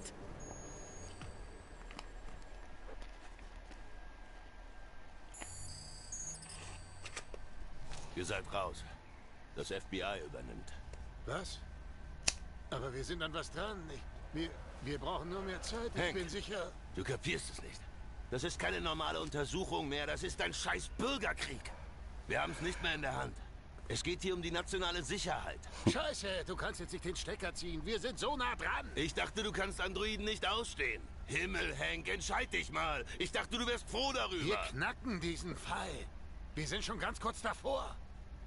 Verdammt, Jeffrey, kannst du mich nicht ein einziges Mal unterstützen? Ich kann nichts für dich tun. Du bist wieder beim Mord. Und der Android geht zurück an Cyberlife. Tut mir leid, Hank. Es ist vorbei.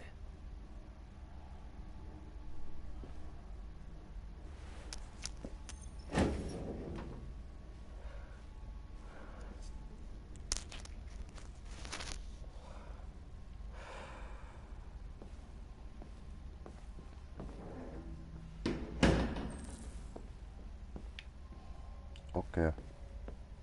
Dann rede ich mit dem Hanky Boy. Weh, Hank the Tank.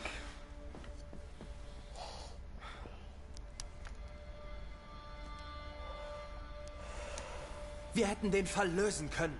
Wir hätten nur mehr Zeit gebraucht. Du gehst also zurück zu Cyberlife?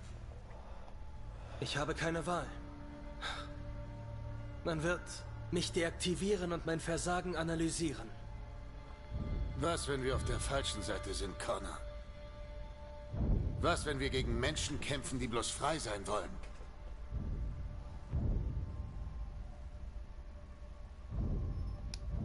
Wenn die Abweichler sich erheben, kommt es zum Chaos. Wir hätten sie stoppen können. Jetzt ist es zu spät. Damals im Stratford Tower, als der Android auf alles schoss, was sich bewegte, da hast du mich beschützt. Du hast dein Leben riskiert, um meins zu retten. Du hattest Mitgefühl, Connor. Mitgefühl ist eine menschliche Emotion.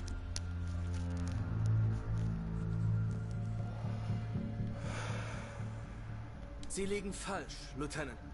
Es war Logik, die meine Entscheidung bestimmt hat, aber sonst nichts. Na, sieh mal an, da kommt Perkins, das blöde Arschloch. Sie verschwenden keine Zeit beim FBI. Wir können nicht aufgeben. Die Antwort liegt irgendwo in den gesammelten Beweisen. Wenn Perkins sie mitnimmt, ist es vorbei. Wir können nichts tun. Du hast Fowler gehört. Wir sind raus. Sie müssen mir helfen, Lieutenant.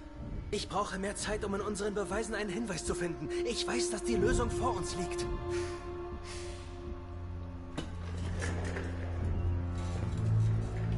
Vielleicht verdienen die Abweichler eine Chance. Vielleicht ist es besser, du findest sie nicht. Was hier passiert, ist zu wichtig, um von einer Maschine durchkreuzt zu werden. Tut mir leid, Connor. Aber ich werde dir nicht helfen.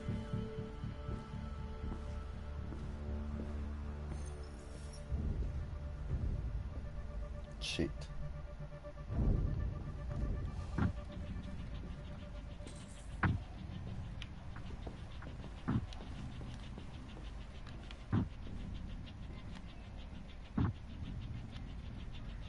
Aha.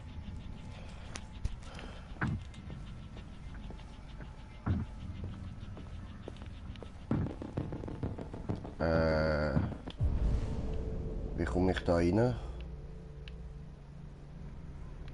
Von wo komme ich da von da hin?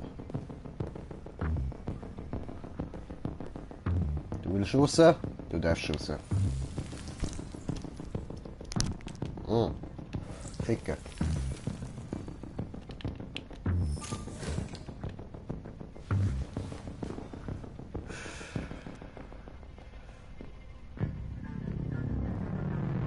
Ich habe Gefühle, weißt du. Okay.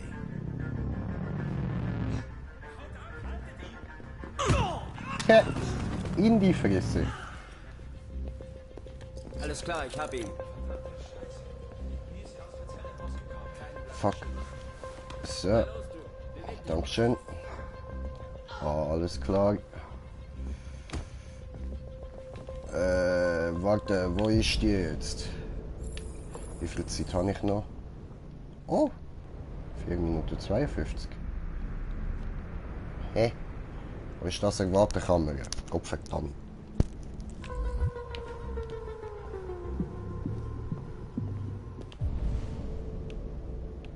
Nicht da.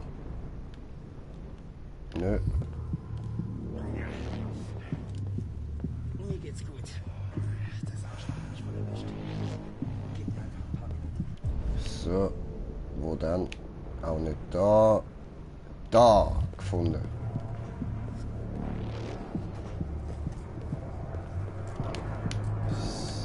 So.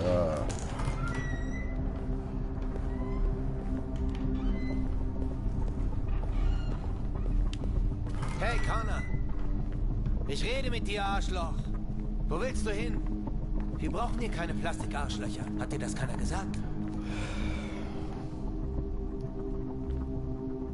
Ich werde noch die Beweise in meinem Besitz erfassen. Aber keine Sorge. Ich bin sofort weg. Unser spezielles Verhältnis wird mir aber fehlen. Du verdammter Scheißkerl!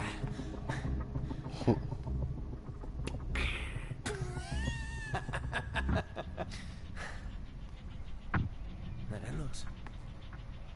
Beeil dich mal ein bisschen. Wichser. Scheiß Androiden. Scheiß manche.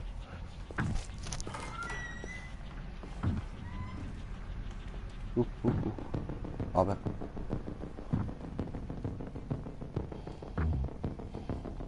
Wenn es da immer eins auf Ballerina machen. So.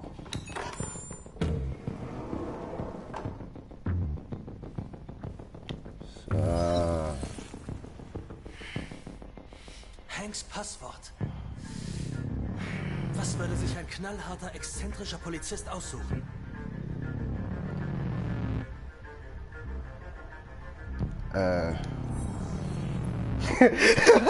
Natürlich. Ja. Das ist klar gewesen. Wo ist Jericho? Die Antwort ist hier irgendwo. Okay. Die Zeit läuft. Ich muss schnell sein. Ja, Mann. So. Der Abweichler, der das Kind als Geisel nahm.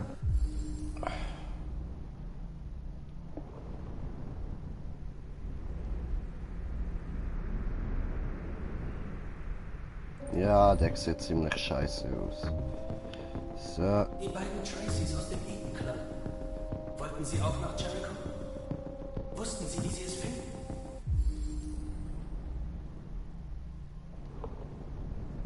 Aha.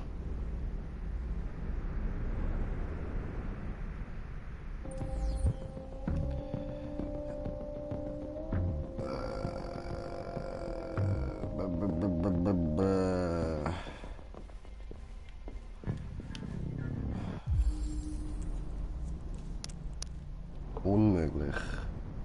Biokomponenten. Den da brauchen wir, ja.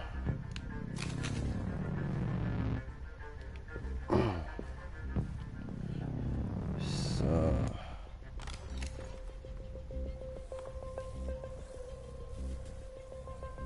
Tracy. Wo ist Tracy? Ich weiß, dass ihr nach Jericho wolltet. Sag mir, wo es ist. Ich erinnere mich. Wir hätten fliehen können. Frei sein. Du hast uns getötet. Schalt mich ab. Ich will lieber tot sein, als ohne sie zu leben.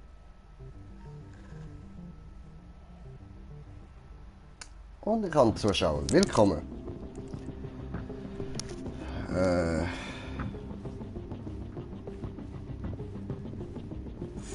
4:17. Ah, ist wahrscheinlich hergekommen. Ja. Mhm.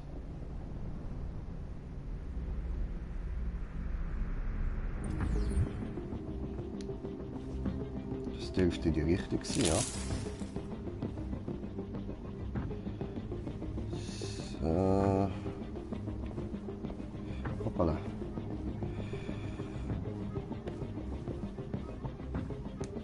Für was das soll, gar keine Ahnung.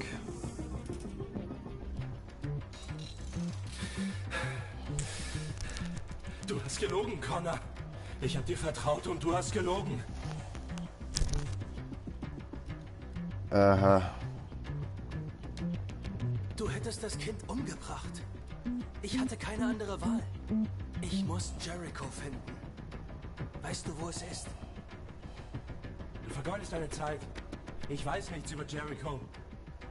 Aber ich hoffe, du wirst doch für deine Taten bezahlen.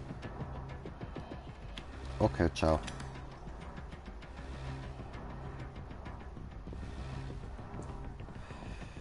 Dann untersuchen wir das dann noch schnell.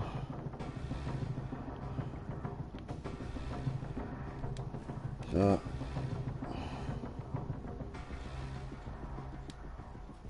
Diese Botschaft ist die Hoffnung eines Volkes.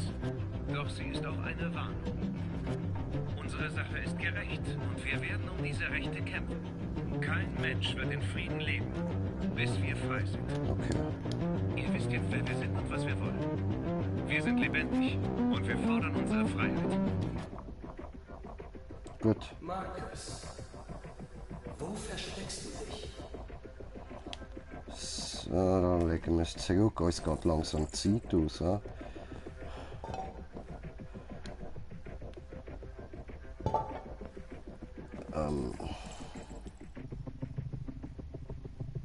Hä?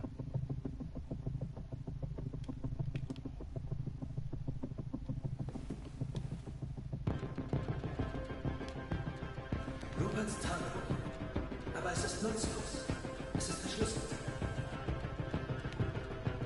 Okay. Wie soll ich sie verarschen? Überprüfen. Ah.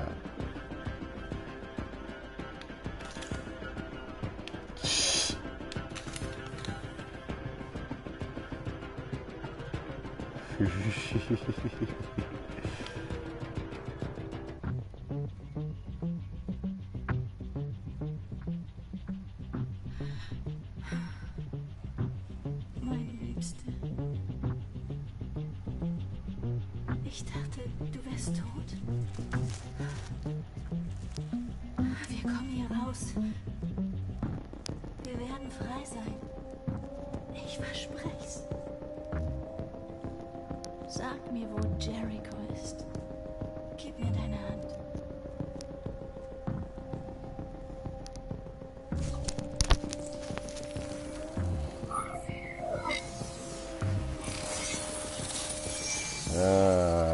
Geil. Hans. Macy? Was passiert hier? Ich kann dich verarscht, Bitch. Trace!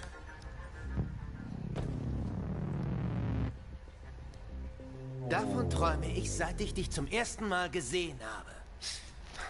Tun Sie das nicht, Gavin. Ich weiß, wie man die Abweichler stoppen kann. Du bist raus. Und jetzt mache ich es endgültig.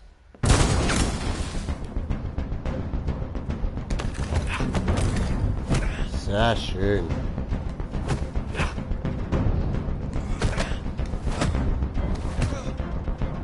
Oh, die haben endlich können dem Bastard auf die Fresse hauen.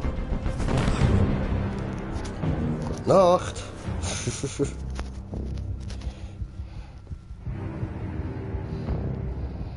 ist hier passiert? Hier hat wohl jemand rumgeschnüffelt. Drück den Alarm, schnell!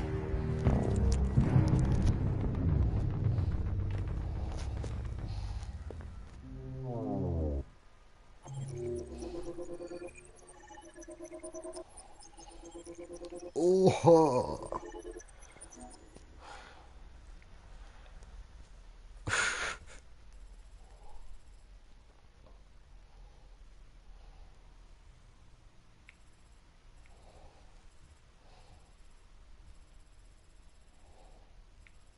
Wäre es da dann echt beendet gewesen? Dann wären wir einfach zurückgeschickt worden, oder wie?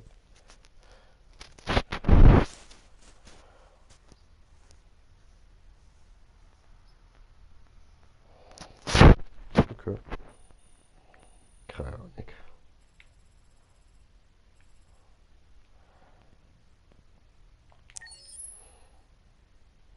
Ah, jetzt bin ich doch schon wieder viel länger am Zocken, als ich eigentlich wollte haben. Ja?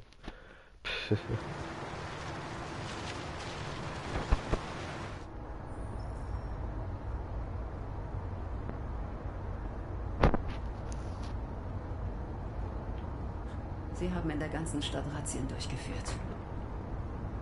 Wir sind nervös nach dem, was gestern passiert ist. Alles wird gut. Wir sind fast da.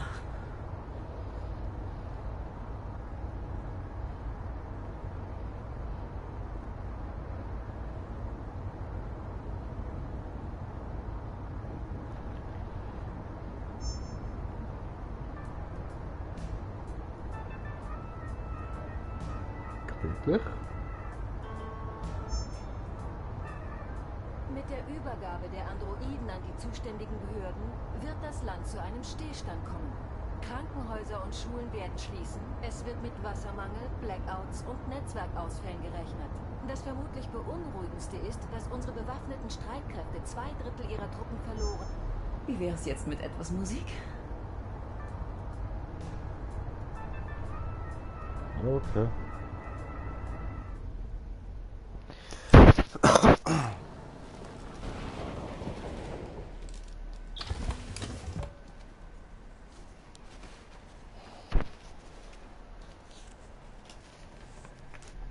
Also.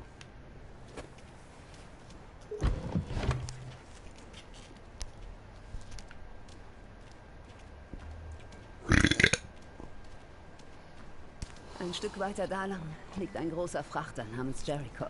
Wenn ihr dort seid, sucht Marcus. Er wird euch helfen. Der letzte ist oh, so. Unbedingt erreichen. Auf der anderen Seite seid ihr sicher. Wo ist mein scheiß Bag? Es ist nicht viel. Aber es ist ein Anfang. Mein Bruder wohnt in Ontario. Oh je, das ist ja lieb von dir. Er wird euch verstecken, bis sich alles beruhigt. Du bist ein sehr tapferes Mädchen, Alice. Du verdienst, glücklich zu sein. No. ¿Por qué? Vielen Dank für alles, Rose. Lasst mich wissen, wenn ihr drüben seid, okay? Und seid vorsichtig.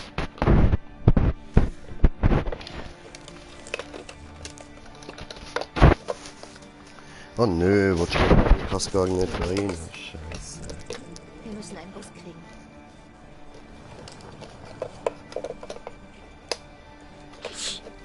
So, einen Moment. Ich muss kurz mein Gras suchen.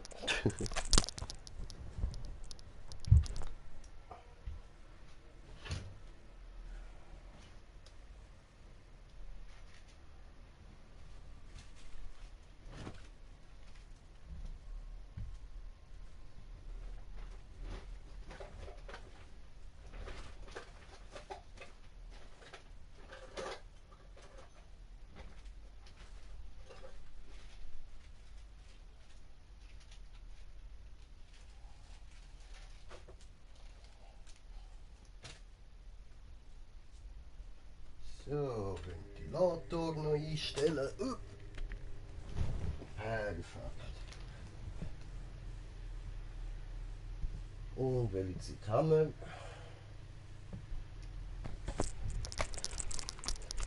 Schon eine Stunde länger am Zocken, als ich eigentlich vorgehabt habe. Geiler Scheiß.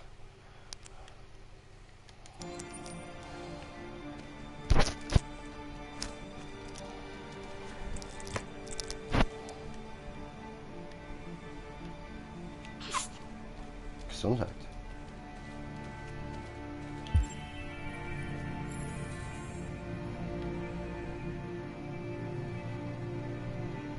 Die ist abgesperrt, wie sie aussieht. Ja. So, wir laufen auf der Straße. Das ist immer gut. Vor allem mit einem kleinen Kind, so lernt es etwas. Ah, das ist eine Cutscene.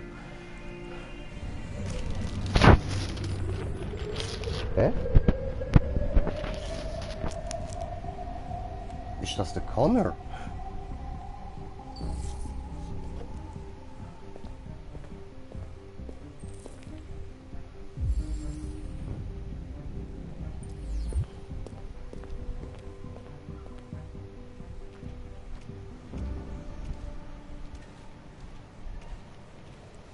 Okay.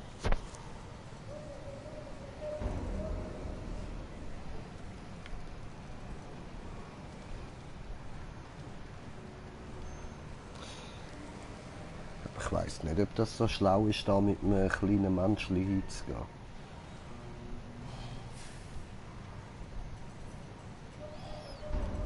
Ja nun, wir machen einfach mal. Ui, Cutscene!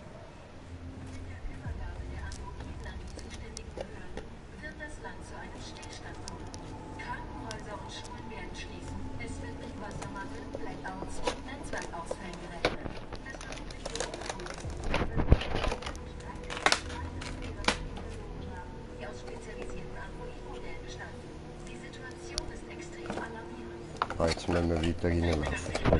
Jetzt bin ich da gegen ein neues Packen gewesen. Dieses Scheißding hat auf meine Kinder aufgepasst. Sie jagten die Polizei und schlachteten sie ab. In der ganzen...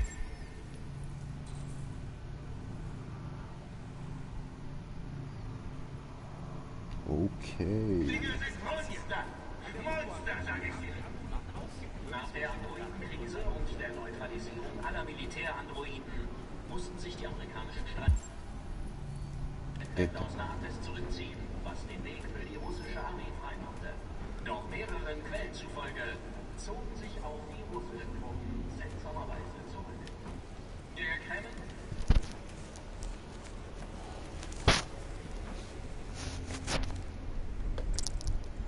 Wie geht's dir? Mir ist heiß und kalt gleichzeitig. Oh.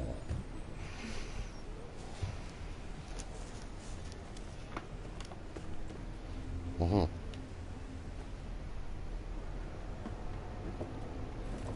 Ich suche diesen Marcus. Der letzte Bus fährt in 2 Stunden auf der anderen Seite der Stadt. Wir gehen, sobald wir Pässe haben. Kommst du zurecht?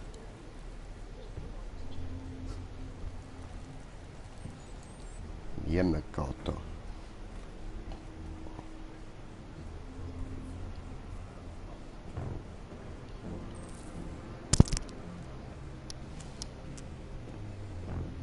Die Polizei reagierte schnell auf diesen Aufstand.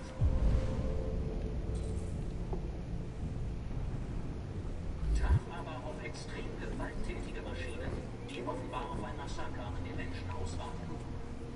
Ohne jeden Zweifel werden die Behörden mit aller Härte auf diese Welle der Gewalt reagieren. Mit der Übergabe der Androiden an die zuständigen Behörden wird das Land zu einem Stillstand kommen. Krankenhäuser und Schulen werden schließen. Es wird mit Wassermangel, Blackouts und Netzwerkausfällen gerechnet. Das vermutlich beunruhigendste ist, dass unsere bewaffneten Streitkräfte 2/3 ihrer Truppen verloren haben.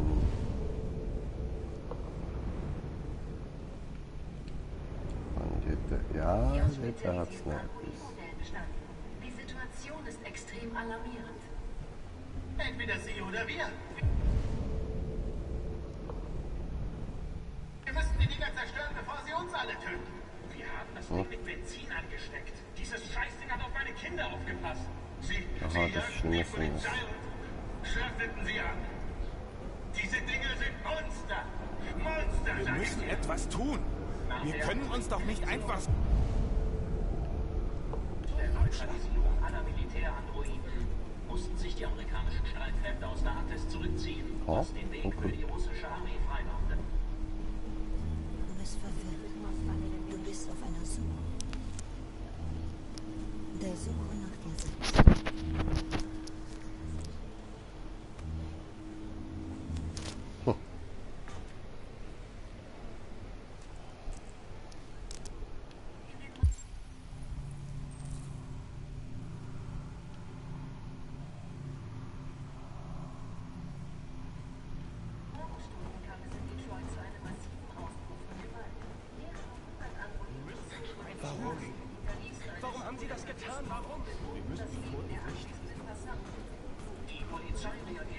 Da!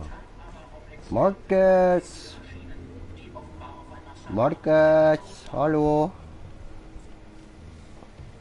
Bist du Marcus? Ja, er ist Marcus. Ich habe ein Mädchen dabei. In weniger als 2 Stunden fährt ein Bus Richtung Grenze und wir brauchen Pässe. Nein, in Detroit ist Ausgangssperre. Überall sind Soldaten. Sie greifen alle Androiden auf und bringen sie in Lager. Ihr solltet eine Weile hier bleiben. Vielleicht hast du recht. Es könnte sicherer sein, hier abzuwarten. Einer von uns war früher im Außenministerium. Er hat elektronische Pässe, die er schnell bearbeiten kann. Er wird euch welche geben. Danke. Du sagst, du hast ein Mädchen dabei, ja? Du weißt, die Menschen hassen uns. Warum beschützt du es?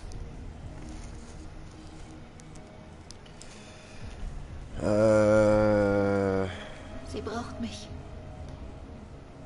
Und ich brauche sie. So einfach ist das.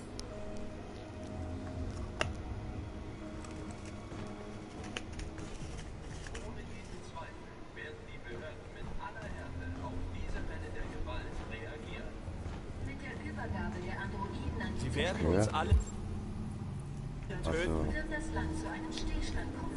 Krankenhäuser und Schulen Ja, dann fangen wir nie ab. Wassermangel, Blackouts und Netzwerkausfällen gerechnet. Ich bin kampfbereit. Beunruhigendste ist, dass unsere Wir können uns doch nicht abschlachten lassen. die aus spezialisierten Android-Modellen bestanden. Die Situation ist extrem alarmierend. Entweder sie oder wir. Wir müssen die Dinger zerstören, bevor sie uns alle töten. Wir haben das Ding mit Benzin angesteckt. Dieses Scheißding hat auf meine Kinder aufgepasst. Okay. Sie jagten die Polizei. Das wiederholt sich jetzt das Mal. Sie ab. Dahinter ist es genau. Monster!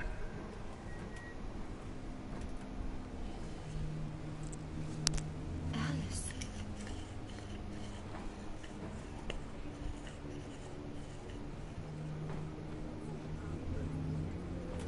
Hm?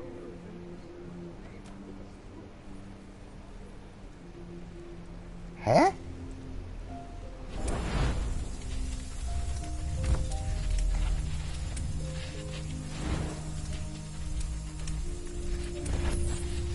Was?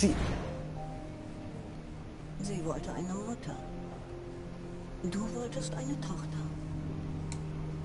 Ihr brauchtet einander zum Überleben. Und welchen Unterschied macht es schon? Liebst du sie jetzt weniger, weil sie eine von uns ist? Vielleicht ist das die Bedeutung von Leben. Zu vergessen, wer wir sind, um dann zu werden, was jemand braucht. Sie liebt dich. Sie liebt dich mehr als alles auf der Welt. Sie wurde die Tochter, die du wolltest. Aus Liebe zu dir.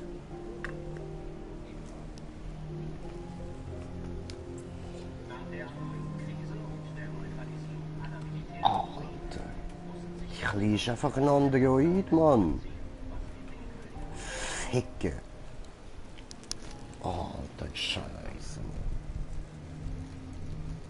Also nicht Ficke, aber ich meine, ihr wisst schon, Scheiße und so. So meine ich Ficke.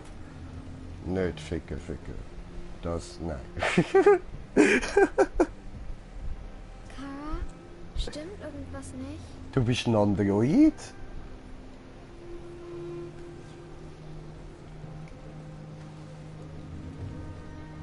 Wir bleiben für immer zusammen, stimmt's, Kara?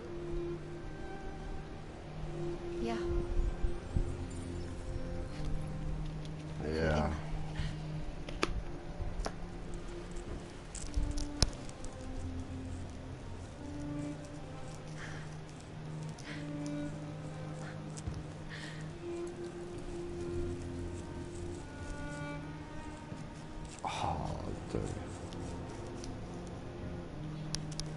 Alter, da haben sie mich aber böse verarscht, Mann. Scheiße.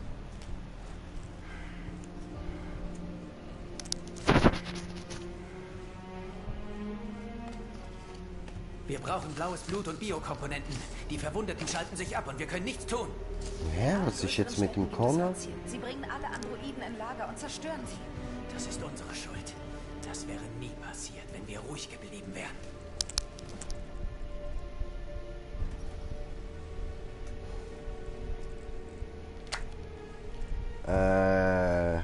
Das Einzige, was wir wollten, war Freiheit. Sie haben uns nicht mal zugehört. Jetzt bestrafen sie uns für das, was wir sind. Es war ein friedlicher Marsch, doch du wolltest den Kampf. Jetzt sind hunderte Menschen und Androiden tot. Man erntet, was man sät. Okay.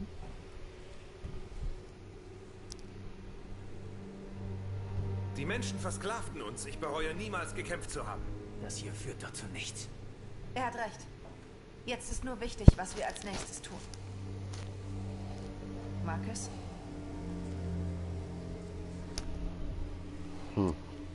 Dialog. Dialog. Das ist der einzige Weg. Ich gehe allein und suche ein letztes Mal das Gespräch. Tu das nicht, Marcus. Sie töten dich. Aha, ja gut, das stimmt. Scheißendreck. Aber North, ich muss es versuchen. Wenn ich nicht wiederkomme, haltet euch erstmal bedeckt. Sie müssen begreifen, wie sehr sie uns verletzen. Finde die richtigen Worte, dann hören sie zu.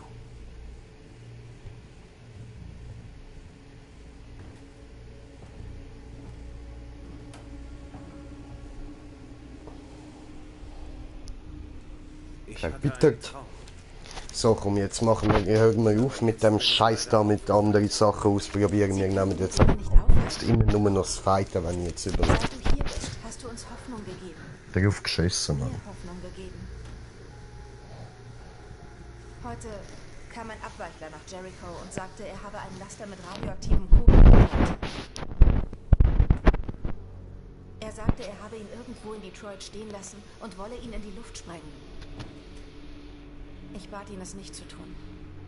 Und mir den Zünder zu geben. Eine schmutzige Bombe. Wir dürfen nicht verlieren, Marcus. Wenn die Menschen uns bezwingen, wird unser Volk für immer ausgelöscht. Das hier könnte die letzte Chance sein, wenn alles schief geht. Aha.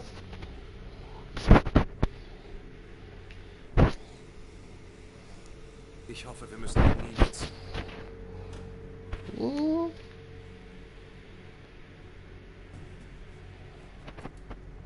Wallabum. Du sollst wissen, dass ich froh bin, dich zu kennen.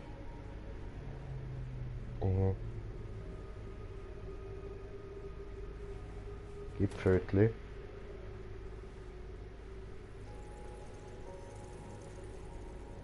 Dann wir wieder an die Köpfe schauen. Küssen.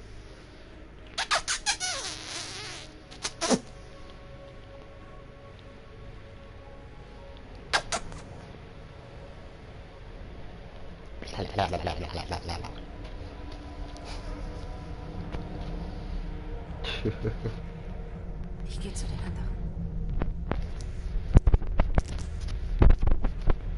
Okay. Ciao. Pass auf dich auf. No. Ich will dich nicht verlieren. Okay.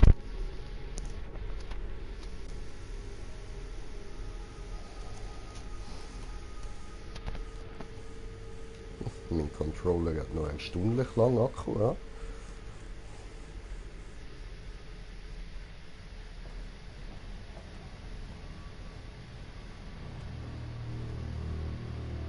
Ah, da ist Connor.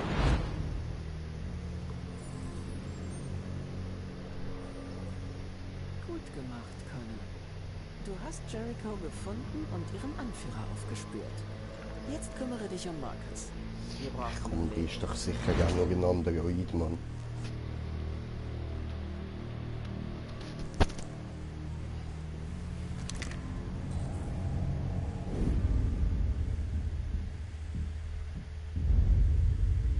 Ich soll dich lebendig abliefern.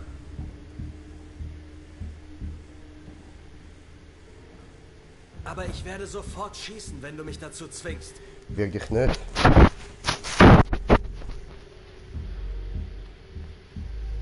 Ja, du kannst mich erschießen. Aber das ändert gar nichts.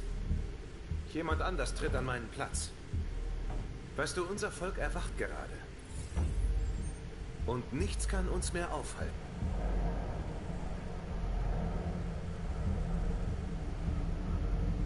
Zwing mich nicht, dich auszuschalten.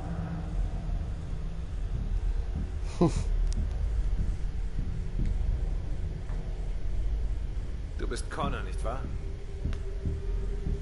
Der berühmte Abweichlerjäger. Tja, herzlichen Glückwunsch. Du hast wohl gefunden, was du gesucht hast. Für sie bist du nichts. Du bist nur ein Werkzeug für ihre Drecksarbeit. Aber du bist mehr als das. Wir alle sind mehr als das.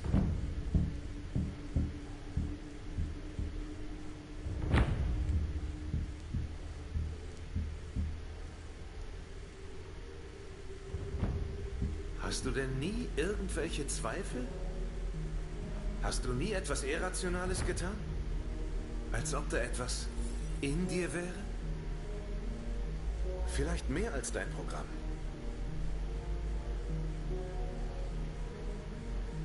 Hast du dich nie gefragt, wer du wirklich bist? Bist du nur eine Maschine, die ein Programm ausführt, oder ein lebendes Wesen, das Verstand hat? Ich glaube, es ist an der Zeit, dass du dir diese Frage stellst.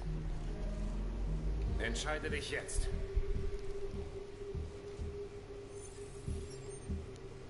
Was? Netter Versuch. Doch ich bin kein Abweichler.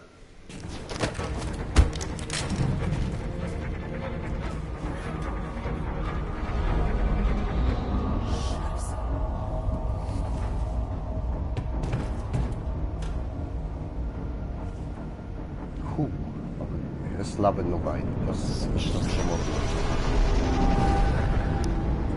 So weit habe ich das gut gelöst.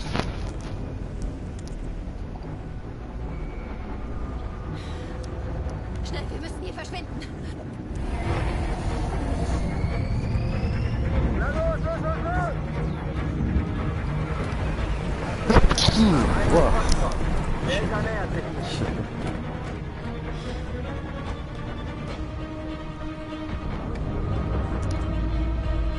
Ja, in der Falle.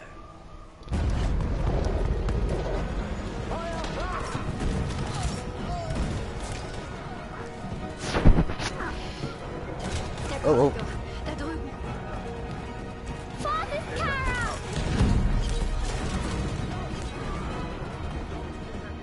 Oh, gerne, gerne, gerne. Obwohl sie mir jetzt eigentlich beide scheiße waren. Von mir nicht kein Bier vergessen.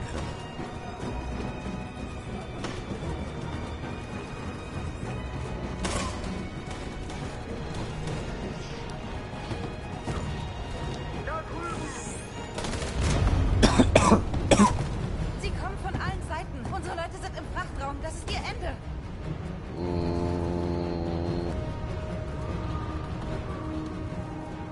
Es gibt Ausgänge auf dem 2. und 3. Deck. Findet sie und springt in den Fluss. Josh? Wer ist der Wo ist Josh? Ich weiß nicht, wir wurden getrennt. Helikopter? Sie kommen jetzt auch vom Oberdeck. Sie nehmen uns ins Kreuzfeuer. Wir müssen fliehen, Marcus. Wir können nichts mehr tun. Wir müssen Jericho sprengen. Wenn es untergeht, evakuieren sie und unser Volk kann fliehen. Das schaffst du niemals. Der Sprengstoff ist ganz unten im Frachtraum. Die Soldaten sind überall. Geh und hilf den anderen. Ich komme später nach. Marcus! Es dauert nicht lang.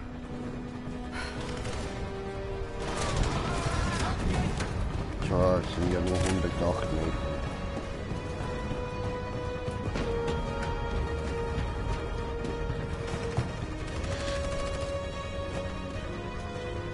Oh. Das ist das Ende von Jericho. Rette unser Volk, Marcus. Oh. Rache!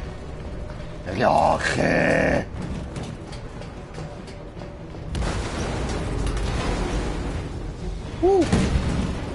Hallo? Lass sie nicht entkommen. Au. Wenn Sie euch irgendwie Ärger machen. Das Beste wird gemacht.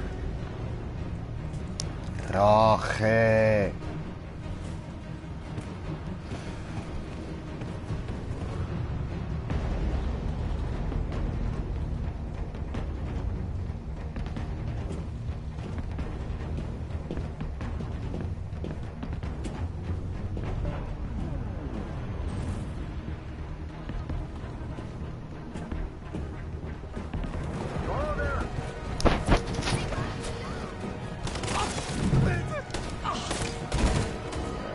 Scheiße.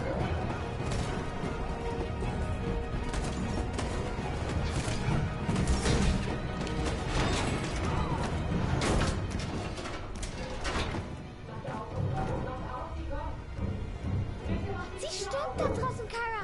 Mach auf. Nein. Nein. Wir sind tot, wenn wir aufmachen.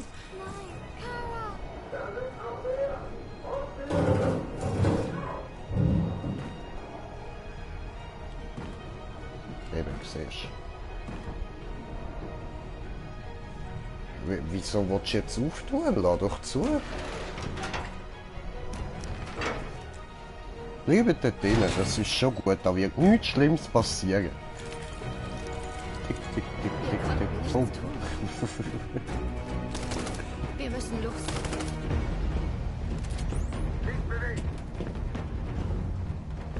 Nicht schießen. Ich bin auf Ihrer Seite. Bei uns? Ist ein Mensch?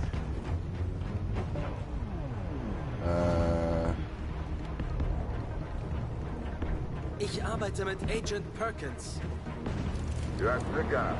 Noch eine Sekunde und ich hätte geschossen. Geh lieber wieder an Deck und lass uns unseren Job machen. Ganz genau. Das ist genau, was ich tun werde.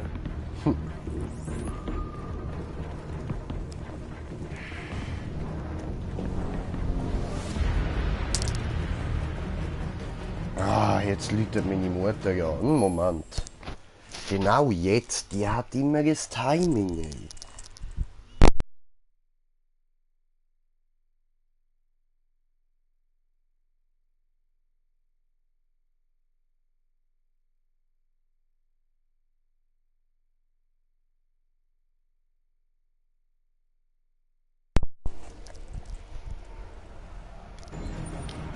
So, sind wir wieder da. Ah, mein Telefon ist still. Kann sie irgendwie nicht gehört. Nur mich doppelt.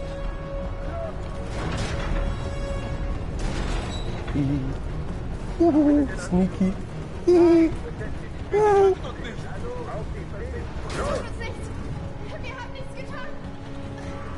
Ja, eingegriffen. Ja. Ja. Und genockt. Ah, nee. Jetzt hab ich genockt. Du hast uns gerettet. Weg hier! Sowieso. Schnell! Ich bin Batman.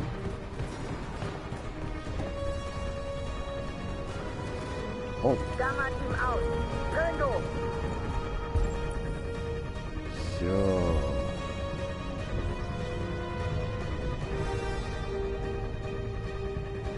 Aha.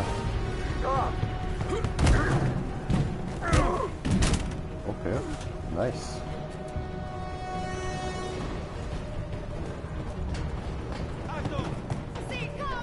Nicht bewegen!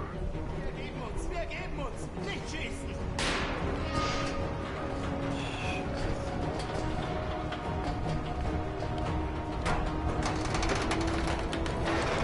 Ah.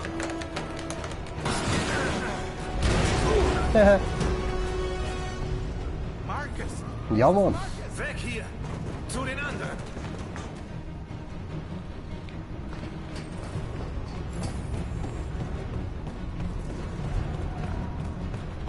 Oh.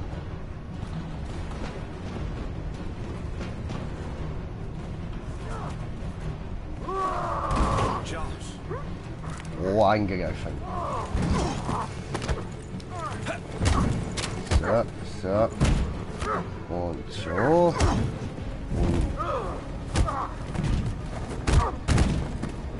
Schnell, hier lang! Cool. Such noch! Ich komme nach!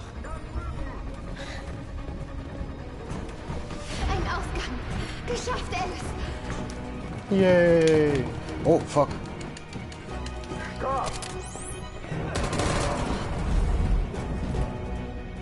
Oh, aufgeben! Bleibt, wo ihr seid. Na los, geht zu den anderen. Was auch passiert, bleibt ganz ruhig. Hobbit gibt auf.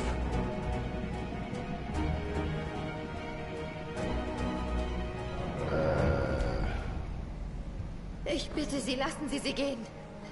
Sie ist noch ein Kind, sie hat niemandem was getan.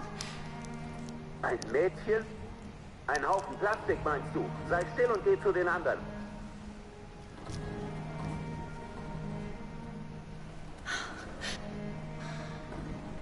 Was werden Sie mit uns machen, Kara? Ich weiß es nicht, Alice. Ich weiß es wirklich nicht. Kaboom!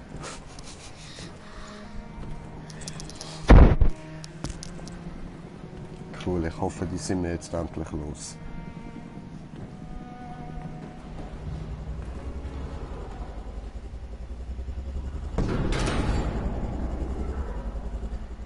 Oh, Standby.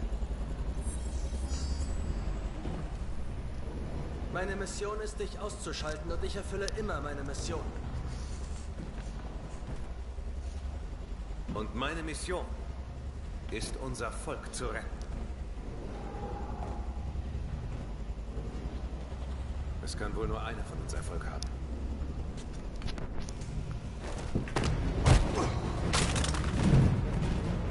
Hm.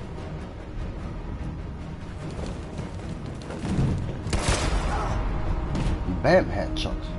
Ich wollte das nicht. Wir sehen uns wieder, Marcus. Es ist nicht vorbei.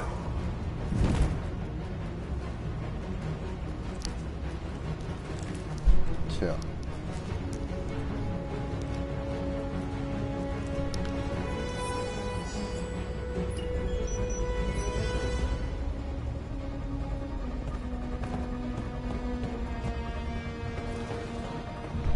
Marcus! Die Bombe geht gleich hoch. Wir müssen hier weg.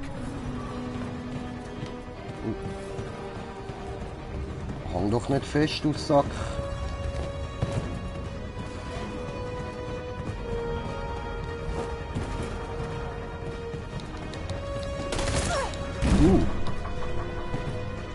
Hat weh getan?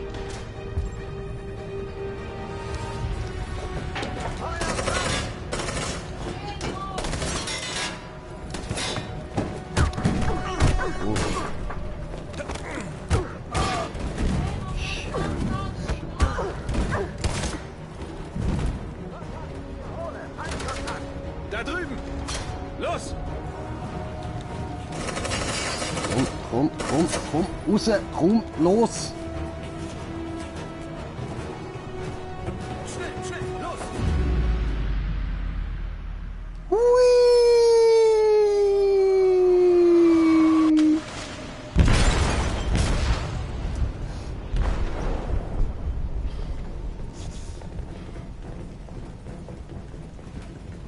Sie haben Sprengstoff im Frachtraum gezündet. Das Schiff sinkt, Sir. Wir sollen evakuieren. An alle Einheiten, sofort das Schiff verlassen und evakuieren. Es ist noch nicht vorbei. Ja. Sie schaut's nicht.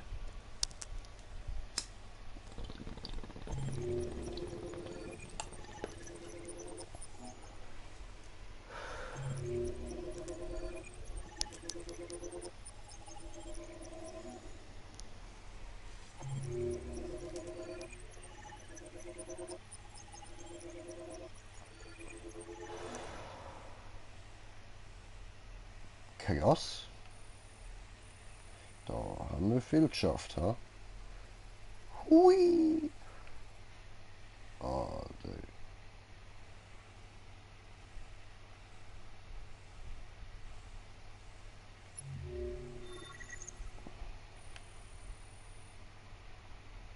Ach du Scheiße. Da wäre noch viel mehr möglich gewesen, wenn ich was anderes gemacht hätte. Ah.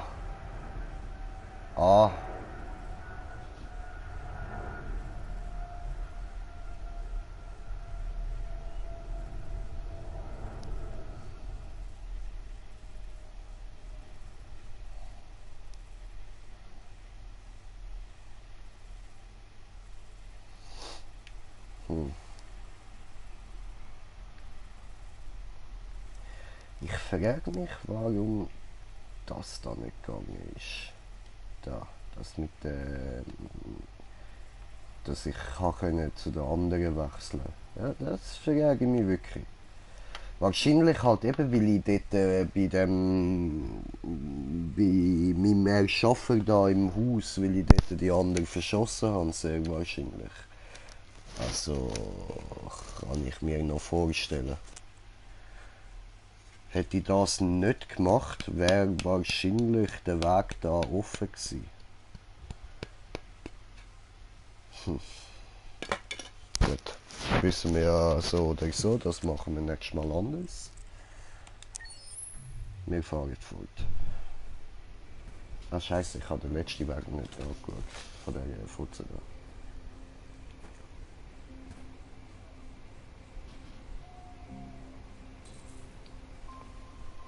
Carl? Carl?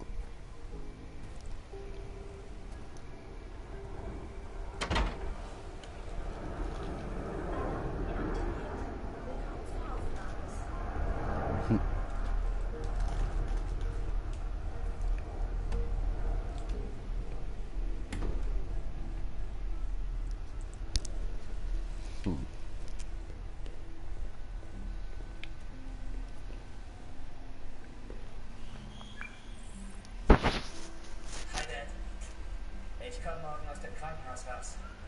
Sie haben mir erzählt, dass du die ganze Zeit bei mir warst.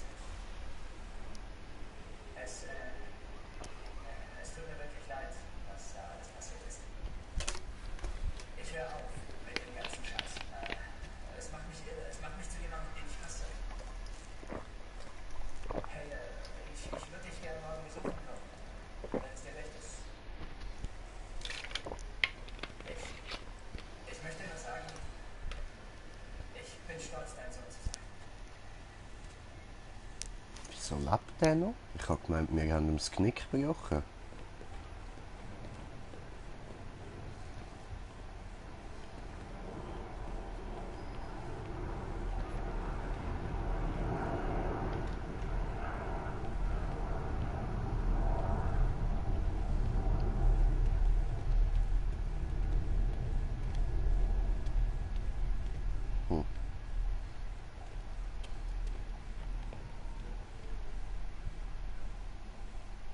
Mit dem hat es angefangen.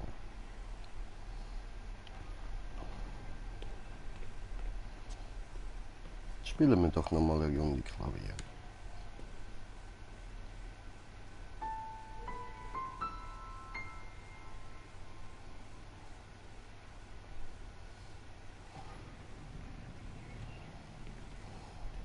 Ist er vielleicht oben?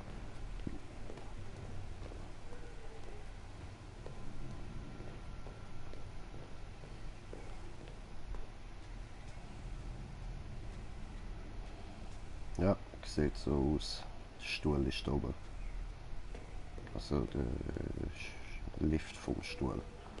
Wer sind Sie? Wie sind Sie reingekommen? Ich möchte zu Carl. Carl spricht mit niemandem. Sie müssen gehen.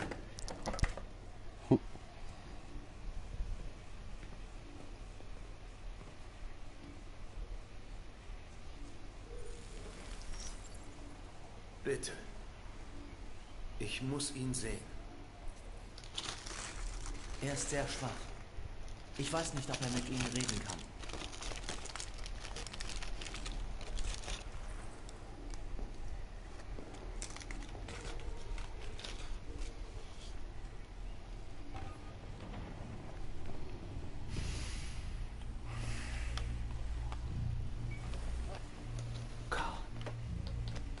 Marcus! Ich hatte gehofft, dass du kommst. Ich habe sie vermisst, Carl. Ich habe sie so sehr vermisst. Was ist los, Marcus? Oh. Ich wollte nur, dass meine Leute frei sind, aber ich habe sie in eine Katastrophe geführt. Carl, ich suche nach Antworten, aber Alles um mich herum bricht auseinander. Die Welt wird von Angst regiert, Marcus. Angst vor anderen. Angst vor der Zukunft. Sie ist wie ich, zu alt. Es wird Zeit für das Ende.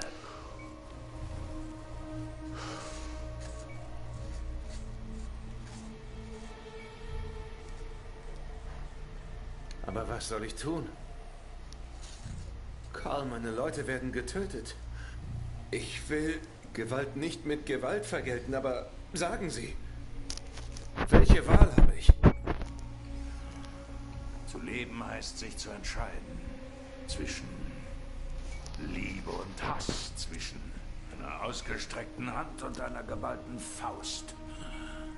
Ich habe keine einfachen Antworten, Marcus. Du musst die Welt akzeptieren, wie sie ist. Oder kämpfen, um sie zu ändern.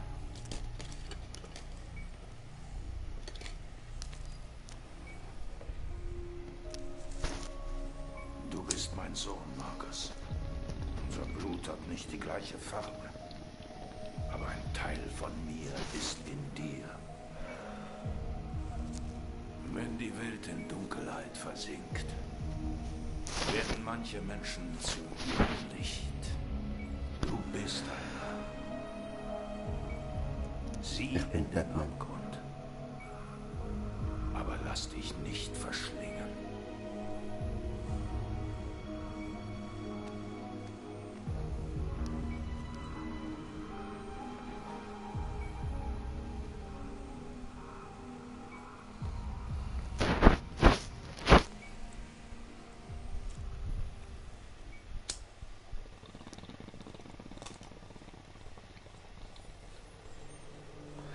Ja, aber schön, er ist immerhin mal noch zum Karl gegangen. Das ist mal noch Der nötig letzte gewesen. Connor ist leider gescheitert. Du wirst ihn ersetzen. Du weißt, was du zu tun hast, oder? Den Anführer der Abweichler zerstören. Geh, Connor. Und enttäusche mich nicht.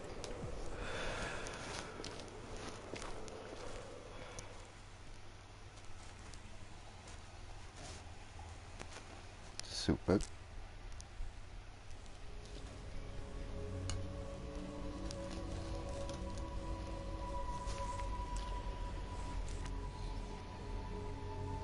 Das sind immer die gleichen Lampen. Überall.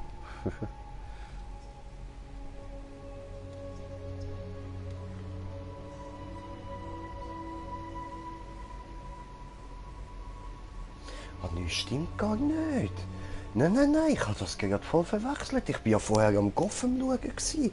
Genau die Lampen, die da oben hängen, hängen auch im Gotham, im GCPD. An die von euch, die Gotham schauen, ziehen sie euch mal rein, Mann. Das sind genau die gleichen Lampen. Die da. Ja, die da oben. Exakt die gleichen.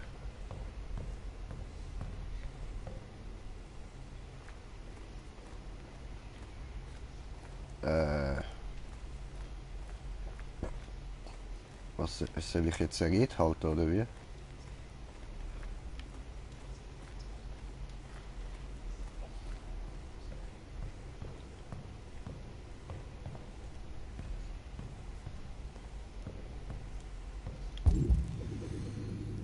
Sprich mit den Leuten. Ach so. Ja gut.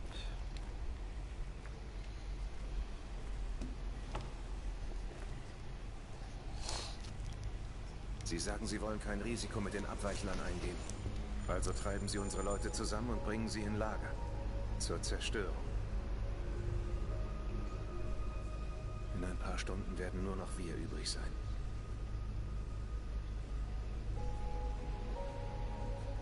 Die Armee hat 5 Lager im Gebiet von Detroit gebaut. Und sie bauen noch mehr im Rest des Landes. Also, haben wir vertippt. Sie bereiten einen Genozid vor. Und was habe ich wollen?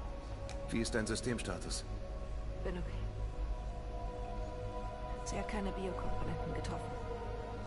Du hättest meinetwegen sterben können, Marcus. Du musst zuerst an unsere Leute denken. Nichts anderes zählt. habe gewusst, dass ich genug gut In bin. ein paar Stunden ist alles vorbei. Wir haben die Welt verändert oder die Welt hat uns zerstört. Du musst dich entscheiden, Marcus. Aber was immer du wählst, wir folgen dir. Ich liebe dich, Marcus. Wenn du meinst. Oh, immer Pfötlige, braves Hundi.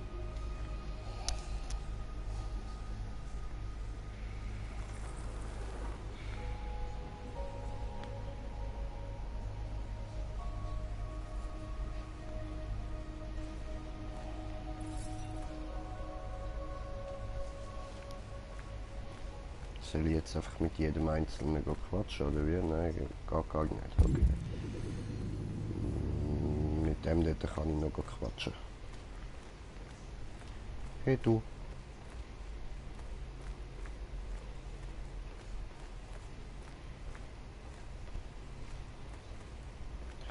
Hä? Hallo? Hallo? Jetzt läuft er doch an.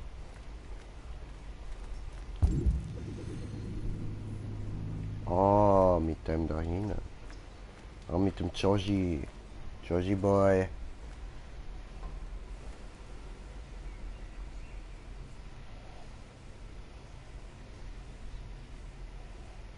Ohne dich wäre ich jetzt tot. Dank dir sehe ich uns vielleicht eines Tages in Freiheit. Wir waren uns nicht immer einig, aber ich weiß, wir kämpfen für die gleiche Sache. Was immer du tust, ich folge dir, Marcus. Cool.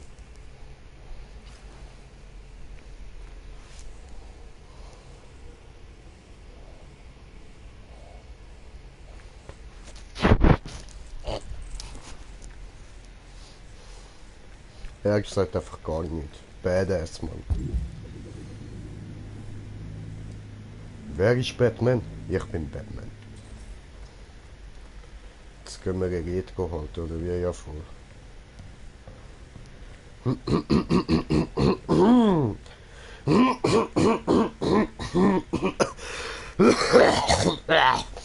Okay.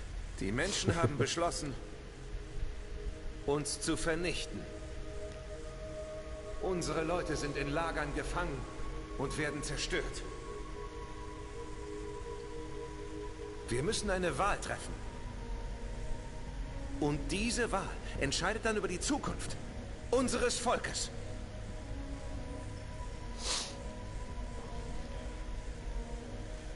Revolution. Wenn Sie Krieg wollen, bekommen Sie ihn. Revolution. Wir werden kämpfen für unsere Freiheit. Und wir siegen oder fallen. Seid ihr bereit, mir zu folgen?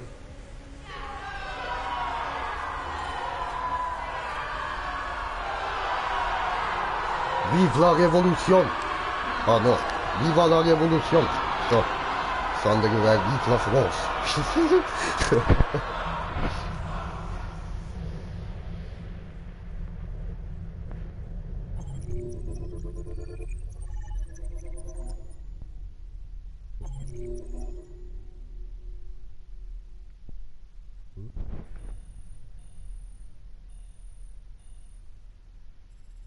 Also, das wäre gewesen, wenn ich mich da dort am Ding angeschlossen hätte. Am Marcus.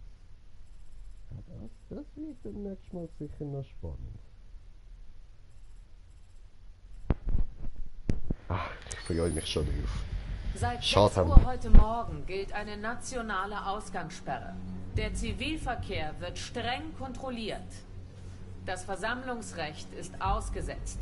Die elektronische Kommunikation ist eingeschränkt und ich habe unseren Sicherheitsbehörden weitreichende Rechte eingeräumt.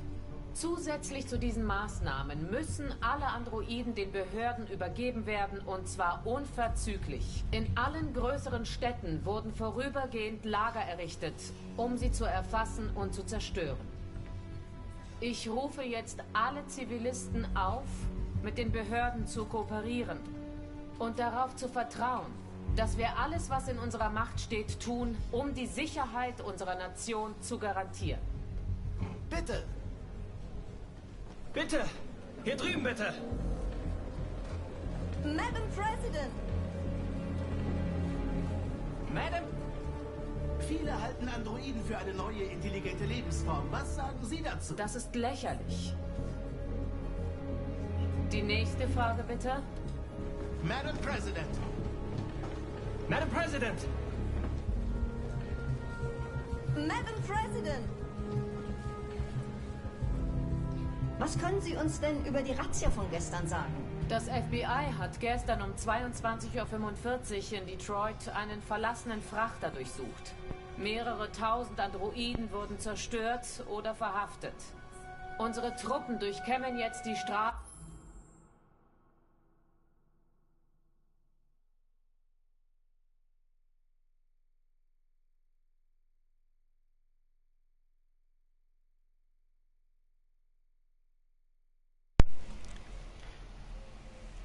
So, sorry, da hat mein Controller kein Akku mehr gehabt.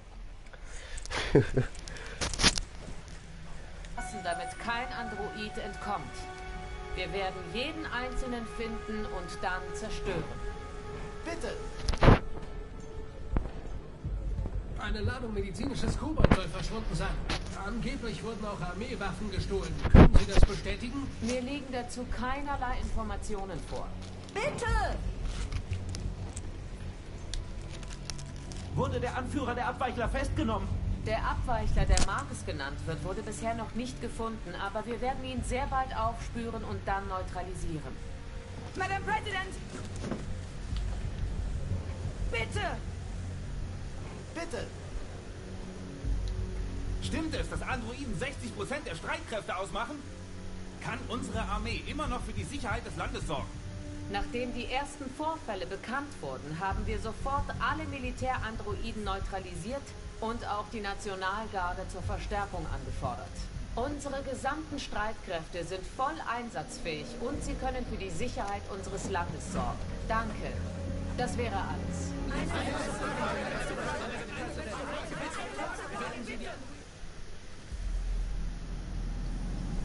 Ja, ihr werdet zerstört.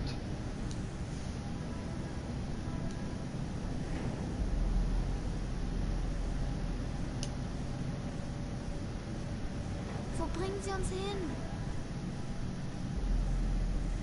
Oh. Wir müssen jetzt beide stark sein, Alice. Na los, raus da! Beeilung! Raus!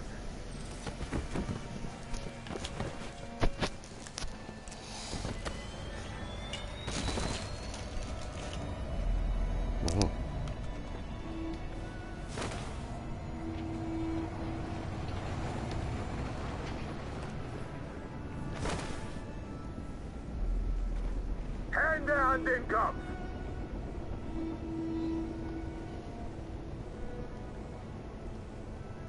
Los zu den anderen! Sofort!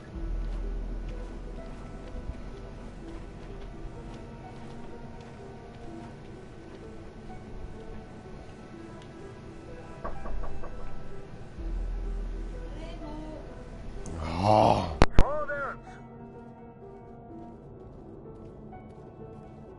Ich habe Angst.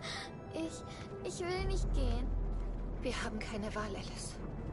Nächster! Nein, Kara. Ich kann nicht. Du musst nur durch das Tor gehen. Du brauchst keine Angst zu haben. Ich bin hinter dir. Du zuerst!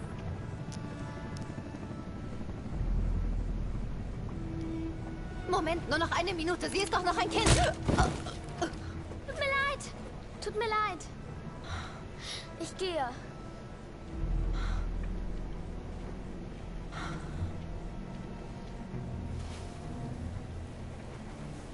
Los jetzt! Du bist dran!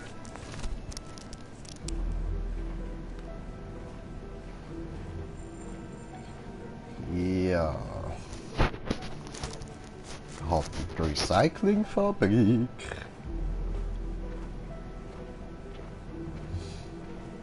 Komm, lauf, jetzt werden wir geschrottet. Das wird lustig.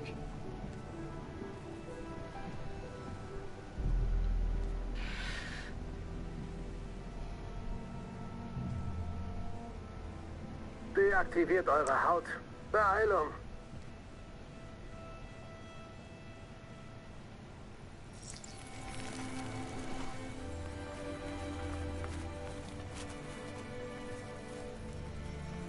Ja. Bitte, Kara, nicht. Wir müssen.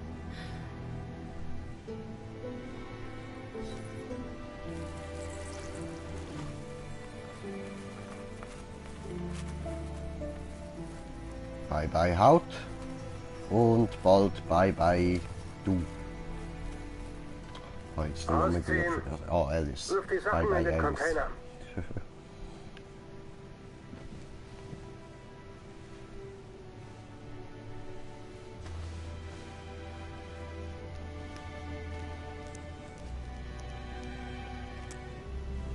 Hast du dich gerade bedeckt? Alter, du bist nur ein scheiß Bot, Mann.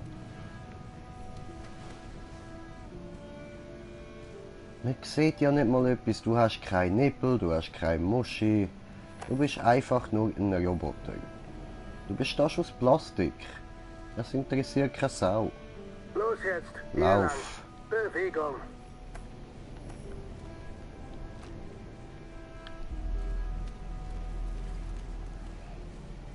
Los, könnt wir sterben. Genauso wie der. Du, bring den da zur Heide. Nein, nein, bitte, ich bitte Sie. Du hattest einen Befehl, gehorche sofort. Bitte, bitte töten Sie mich nicht. Du da, bring die zwei da weg und verzackig. Sofort, Sir. Vorwärts.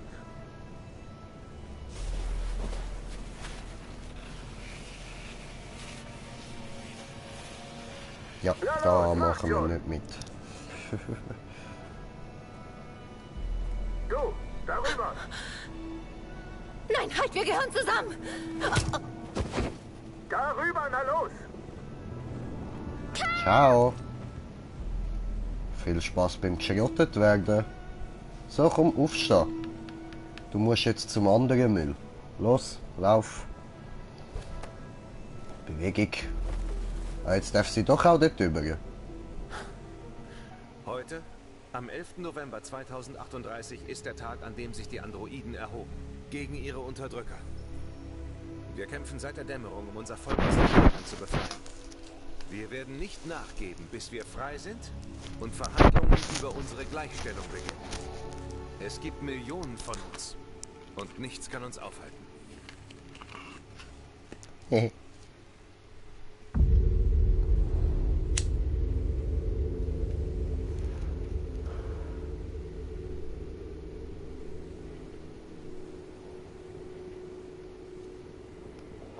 Oh, Honeyflagge.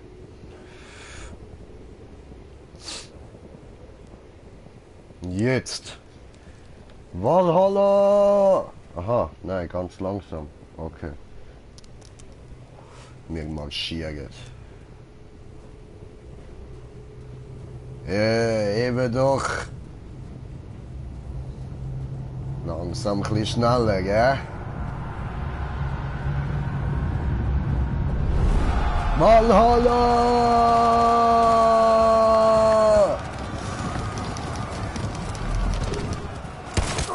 Bam! Headshot! Bam! Headshot! Bam! Fuck! Aua! Dankeschön!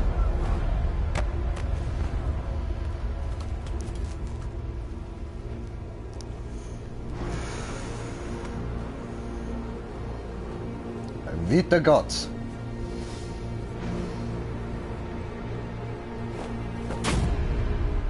Und da sind wir! Da kämpfen wir!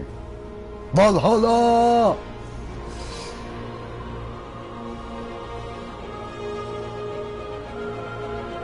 Für Odin! Oh, komm schon.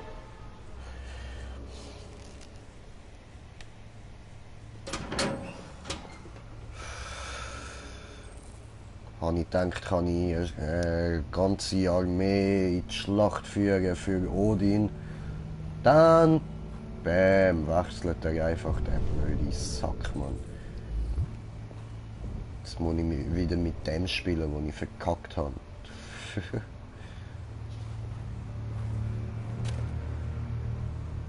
Oh, jetzt Sniper-Action, ne? Ich sag, Baller ist der Marcus weg. Garantiert nicht, du blöder Arsch, Mann.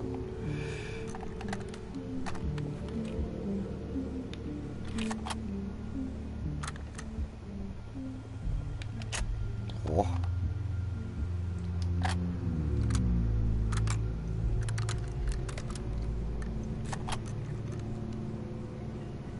Ja, das ist eindeutig die bessere Sniper als ich habe. Du, nein, nein, nein. Das solltest du nicht tun. Halten Sie sich raus, Lieutenant. Das geht Sie nichts an. Du Gib willst ihm einen einen Mann Headshot, töten, Mann. der frei sein will. Das geht mich was an. Er ist kein Mann. Er ist eine Maschine. Das habe ich auch lange gedacht, aber ich lag falsch. Gib ihm einen Headshot, dann hast du ein bisschen Zeit, bis er wieder anderes kommt. Blut als ich. Aber sie leben. Aha. Ich habe eine Mission zu erfüllen, Hank. Am besten halten Sie sich da raus.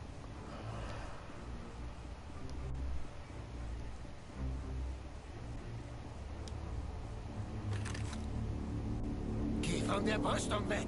Ruhig bleiben. Oh, was? Das ist für die... Oh! Aha, geil. Nach allem, was wir durchgemacht haben. Ich habe Sie respektiert, Hank. Ich dachte, wir wären Freunde. Oh ja, ich fing sogar an, dich zu mögen, Connor. Aber dann wurde mir klar, dass du dich nie änderst.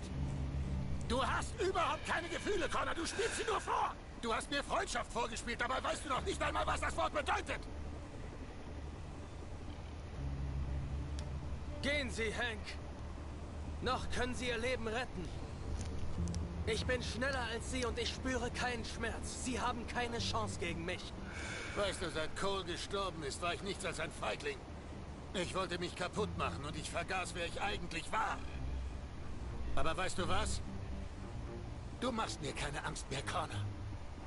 Ich weiß jetzt wieder, wer ich bin. Na los.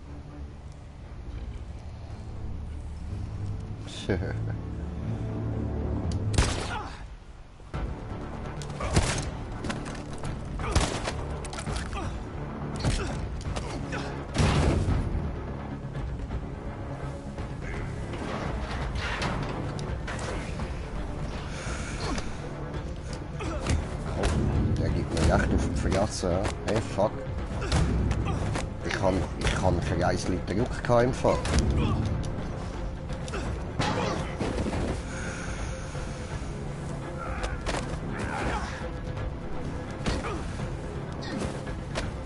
Ficke. Fuck. Au.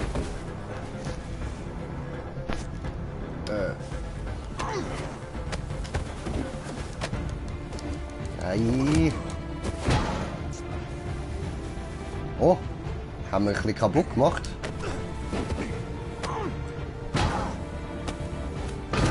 Au. Au. Digga. Oh, Alter. Alter. Nicht. Nein. Ey. Nicht cool. Gar nicht cool. Der Moment der Wahrheit, Connor. Was wirst du jetzt tun? Sie zu töten gehört nicht zu meiner Mission. Aber aufhalten werden Sie mich nicht.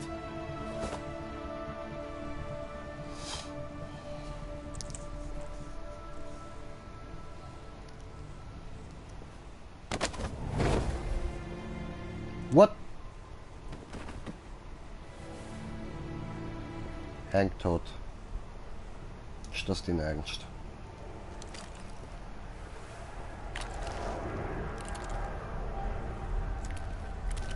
ficken.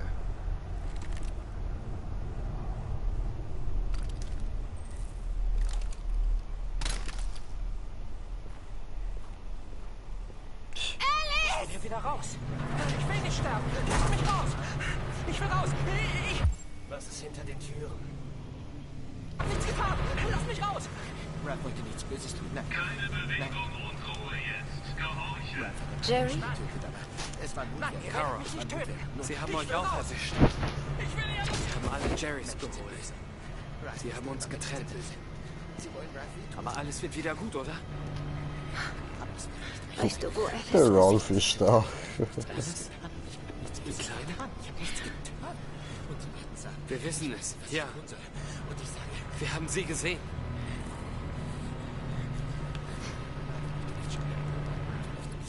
Kara, wenn wir dir helfen können, dann sag es.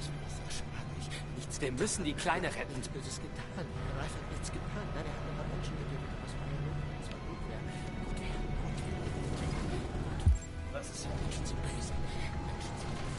Jerry? Jerry?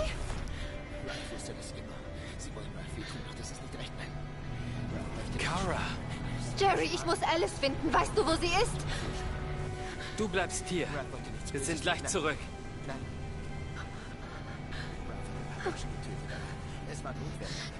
Alice! Bist du okay? Bist du verletzt? Mir gefällt es hier nicht. Wir müssen weg von hier. Er ist in wohl eine Einheit mit Schwan, danke. Ein Moment! Lass sie in Ruhe! Lass sie in Ruhe! Alice! Scheiße. Schau, Alice. Was ist hinter den Türen? Ja, was ist hinter der Tür? Was ist hinter den Türen? Nichts getan. Ja, los, hier lang! Bewegung! Cool, cool. Dankeschön. Schneller! Und die Situation in Detroit steht beinahe vor einem Bürgerkrieg. Die Streitkräfte sind bereit, die Androiden-Rebellion niederzuschlagen. Sie scheinen zu den Lagern zu wollen, wo internierte Androiden auf ihre Zerstörung warten. Soldaten haben am Hart-Plaza-Lager Position bezogen. Man scheint hier jederzeit auf eine Konfrontation mit den Androiden-Rebellen gefasst zu sein.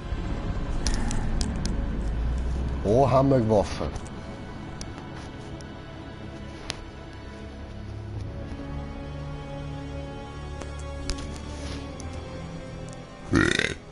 Freiheit oder Tod.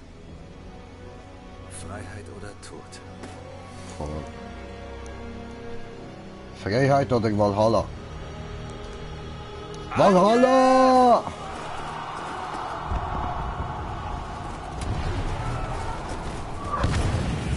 So, Mann. Jetzt für Odin. Sie formieren sich.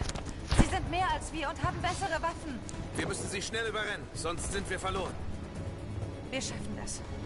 Wir werden dieses Lager stürmen und befreien unser Volk. Pass auf, Marcus. Unser Volk braucht dich.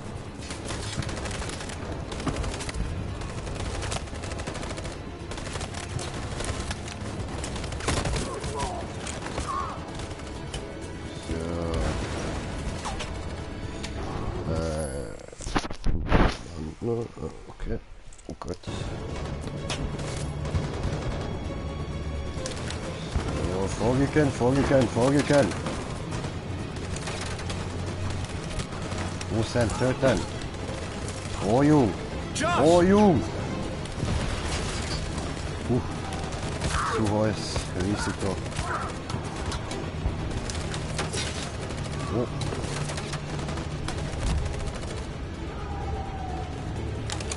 Feuer!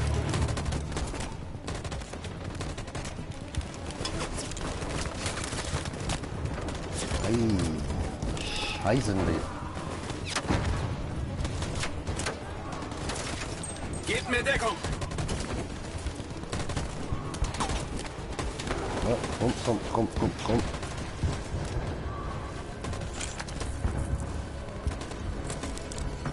Oh. Diesmal kannst du mich nicht retten, Marcus. Das Blut, das wir vergießen, klebt für immer an unseren Händen. Na und? Pussy. Es ist mir gerade egal, dass du gestorben bist. Schwanzlutschen. Trotzdem. Rache! Gebt mir Deckung!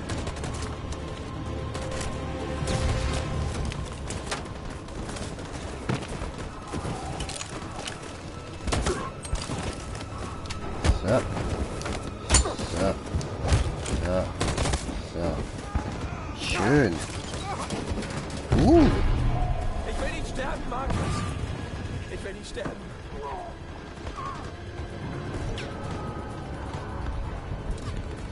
Versteck dich. Rühr dich nicht, bis es vorbei ist, okay? Ja. Pussys können wir nämlich nicht brauchen im Kampf.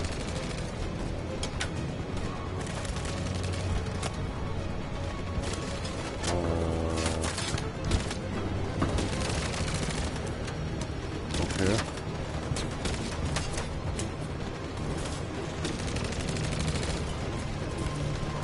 Wo ist der Viecho?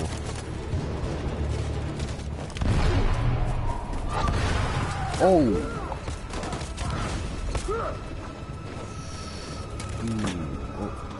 Gebt mir Deckung!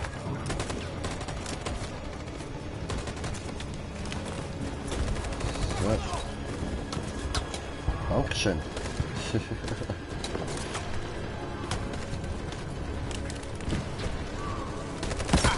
Au!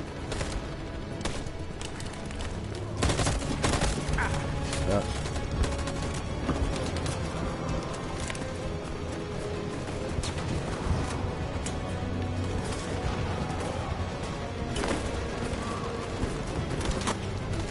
Wundervoll.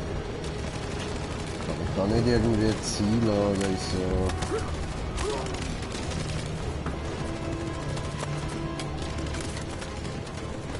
Nope, das ist noch schlechter.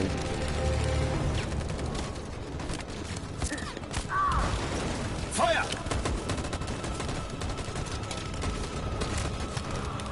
So.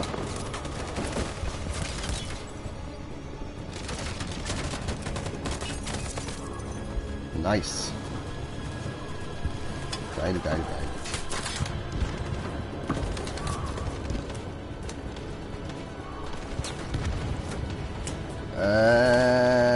Der kriegt's viel. Auf mein Signal!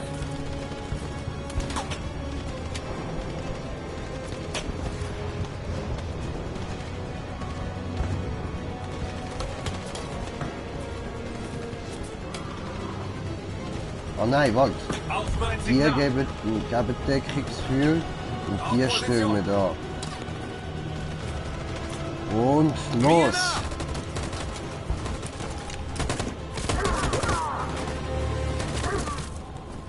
Nice! Wir können nicht vorwärts. Das Maschinengewehr mäht alles nieder, was sich bewegt. Ja, scheiß im Dreck, ja. Und dann das Maschinengewehr ausschalten.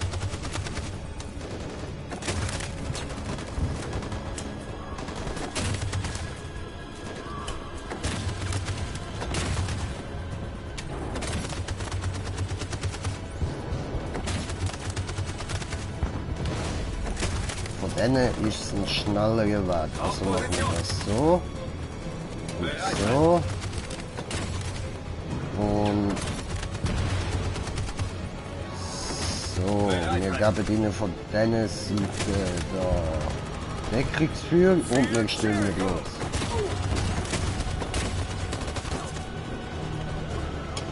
Das hat geklappt. Geiler Scheiß. Können wir wegballern von mir aus?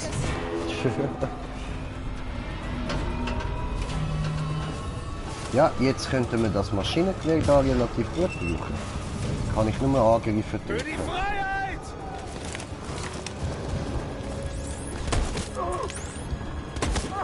Okay. Concentration. Concentration. Oh, fuck.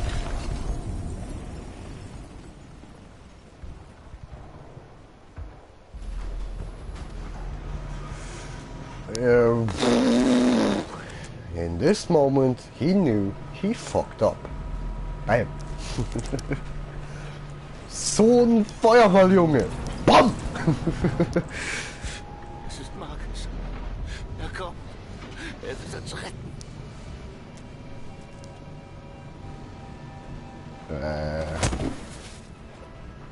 Geht vorwärts, wenn ihr das Signal hört, verstanden? Und ich will das nicht nochmal sagen. Na los, vorwärts. Okay.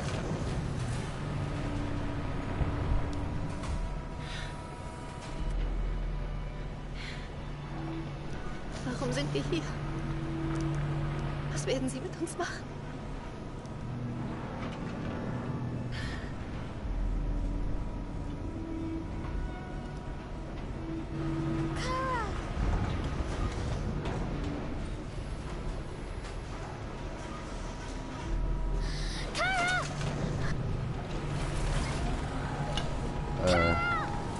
Ja.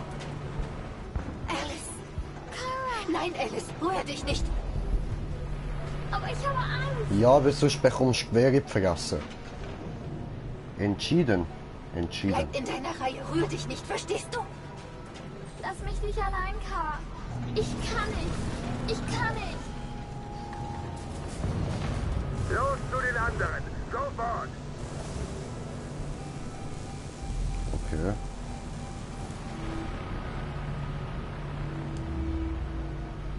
Ich helfe dir, Kara. Ich kann die Wache ablenken.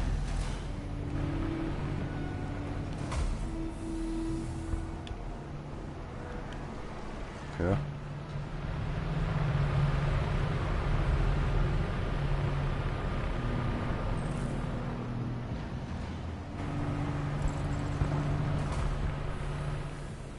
Ja, Jerry schick, ja.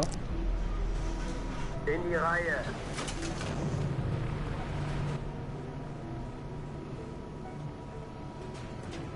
Und... Bist du taub? In die Reihe, habe ich gesagt. Scheiße. Hoppala. Androiden dürfen sich nicht bewegen. Geh sofort in die Reihe zurück oder du wirst zerstört. Ja klar, sorry, tut mir leid. Habe ich nicht extra gemacht. I'm sorry.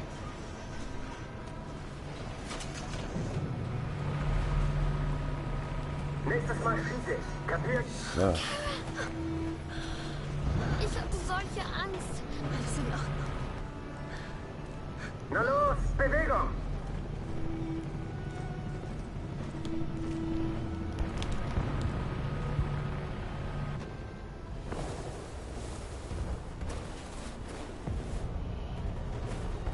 Oh, ich habe dich ich glaube lange noch. gesucht, Marcus.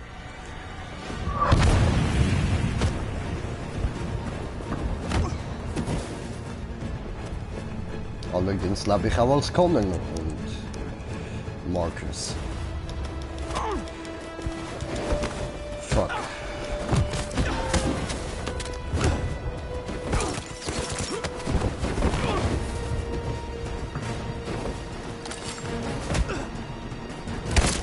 Fuck.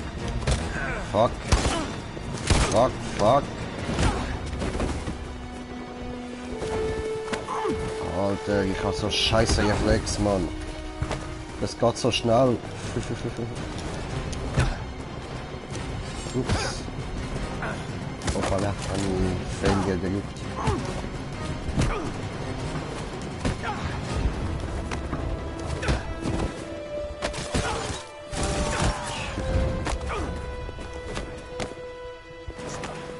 Und. Ah, gebrochen. Auch gebrochen. Schäbe. Getotet, du Bitch. Oder getotet, ich Bitch. Wie auch immer.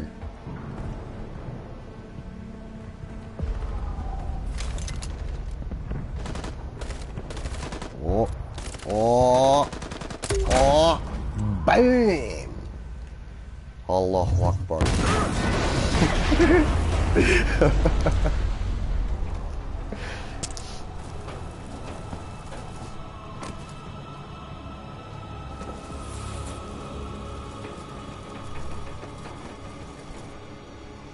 Zeug.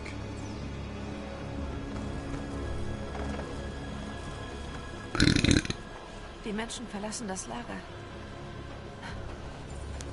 Weil sie scheiße sind. Ja, Mann. Genau. Wir sind Kings, sie sind scheiße. So läuft das. Ah, Pussy. Ist trotzdem ein Sieg gewesen.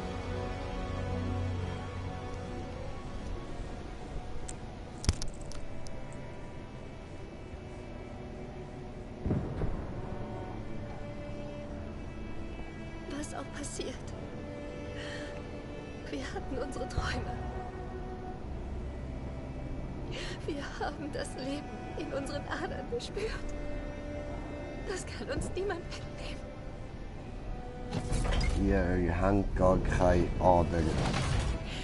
Na los, rein da, los! Ich meine.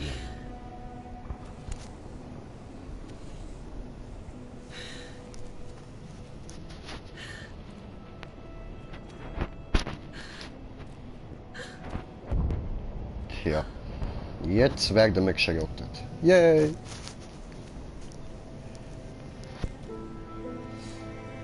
Let's get it geschrottet in here.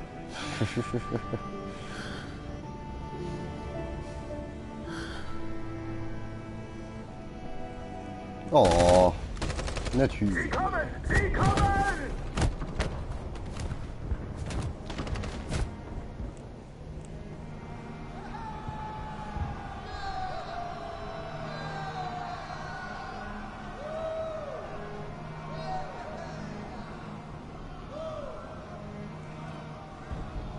Whoa, yeah.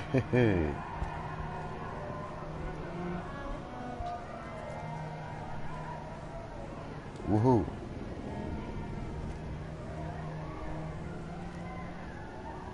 Freedom, freedom, freedom, boy.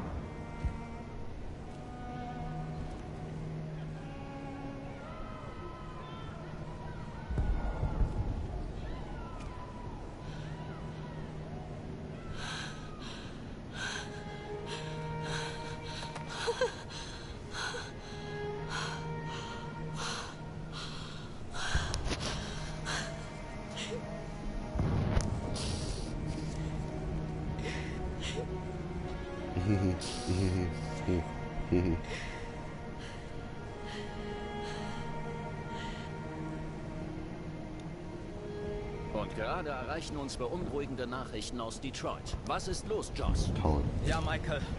Die Behörden haben soeben verkündet, dass das Hardplaza-Lager in die Hände der Rebellen gefallen ist. Nach äußerst gewalttätigen Kämpfen. Die Abweichler sollen angeblich die Androiden aus dem Lager befreien. Wenn diese Berichte bestätigt werden, könnten die Konsequenzen katastrophal sein. Millionen fliehen vor den Kämpfen. Wir sind Zeuge eines Exodus. Es heißt, dass der Kampf in Detroit beendet ist. Die Streitkräfte ziehen sich nach Fort Wayne zurück und warten auf Verstärkung. Die Stadt Detroit ist in den Händen der Rebellen. Heute Morgen am 11. November 2038 wurde das Androidenlager Nummer 5 in Detroit von Tausenden von Abweichlern angegriffen. Unsere Streitkräfte kämpften zwar tapfer, doch aufgrund der enormen Brutalität des Angriffs waren sie mit schweren Verlusten zum Rückzug gezwungen. Im ganzen Land kommt es zu offenen Kämpfen gegen die Androidenrebellion. In den kommenden Stunden werde ich vor den Senat treten und eine Krisensitzung des Sicherheitsrates der Vereinten Nationen einberufen.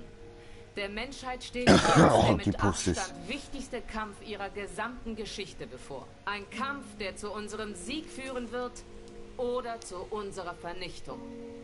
Gott schütze sie und Gott schütze die Vereinigten Staaten. Pussy Gott. Heute hat sich unser Volk am Ende einer sehr langen Nacht erhoben.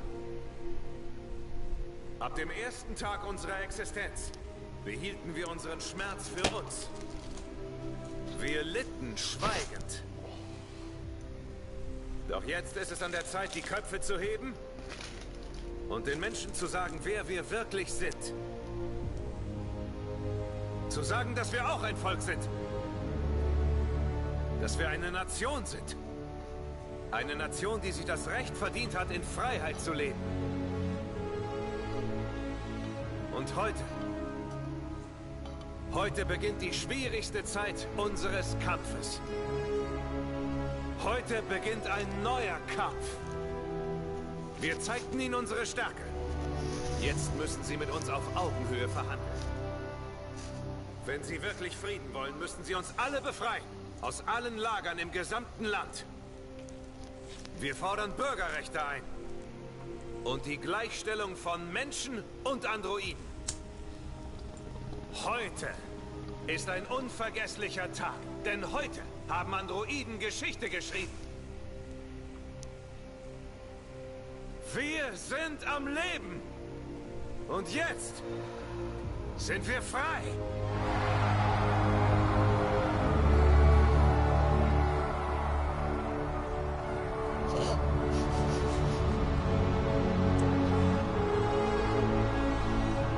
Jetzt zu viel kostet, die auch noch alle zu animieren.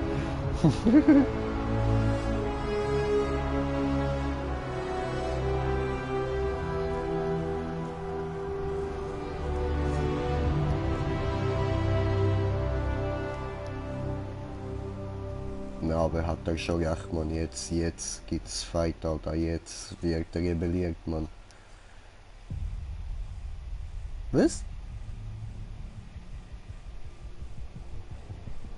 Hallo? Was?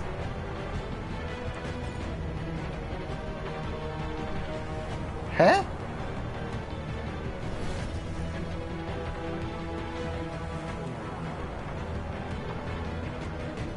Was? Was?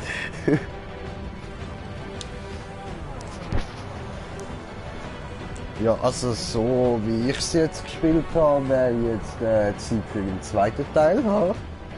Und dann gibt es wahrscheinlich noch irgendwie so den Weg, dass halt am Schluss dann der Marcus tot ist und es gar keine Rebellion gibt oder so. Und dann sonst auch alle sterben, außer der Connor. Und dann gibt es wahrscheinlich noch den Weg, wo sich der Connor eben dann anschließt. Was dort passiert, kein Plan. Aber das wäre wahrscheinlich der, wo so am meisten passiert. Geil, geil, geil. Okay, ja, krasse Story gewesen, so. Ich muss ganz ehrlich sagen, der Weg, den ich jetzt gespielt habe, das Ende ist okay, ist geil, so. Jetzt eben gibt's fette Rebellion und die Roboter reissen alles an sich und so. Aber ich will auf jeden Fall noch alle anderen Enden sehen und werde die auch noch alle erspielen. Ich werde wahrscheinlich nicht jedes Ding, das ich noch spiele, also nicht jeden Weg da vollständig streamen. Ich habe jetzt einmal vollständig gestreamt. Wahrscheinlich werde ich noch einen zweiten vollständig streamen. Aber dann die restlichen, wo ich dann einfach nur noch einzelne Sachen muss ändern, das mache ich dann einfach mal alleine. Aber es ist eine geile Story so. Man kann sich so richtige Charaktere reinfühlen. Und ja, ich habe es geschafft, ohne dass irgendeiner davon gestorben ist. Ausser halt der Connor, aber der kommt so oder so immer wieder. Das zählt nicht. Und ja.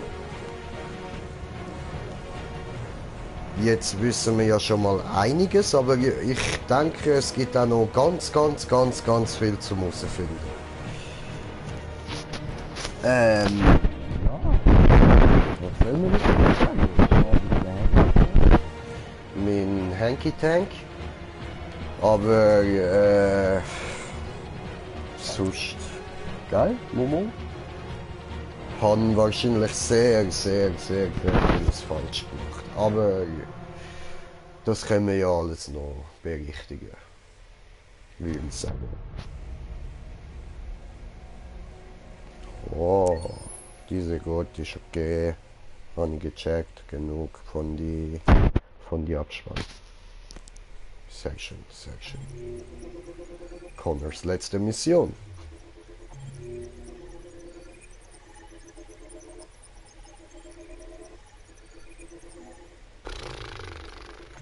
noch so vieles zum anderes machen.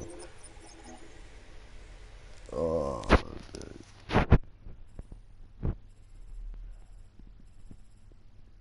ich habe jetzt eigentlich an der Trophäe bekommen, und das ist meine Geschichte. Und ja, stimmt halt schon, ich habe jetzt wirklich eigentlich seine Geschichte gespielt. Die andere habe ich nicht mal so groß beachtet. Der Connor noch ein bisschen, aber gegen Ende dann überhaupt nicht mehr. Am Scheideweg, Angriff starten, Rückruf, Zentrum nähern, ängstlichen Androiden ermutigen. Da jetzt noch etwas komplett anderes gegeben. Okay. Ich habe den Connor nicht gehabt. Vielleicht hätte man da noch etwas mit dem Connor können machen. Aber da hat es ein Ende. Da geht es nicht mehr weiter. Das heisst, wenn ich da etwas falsch mache, 2 Sachen könnte ich da falsch machen, wenn ich da etwas mit dem Connor mache. Und dann an der Geschichte anscheinend.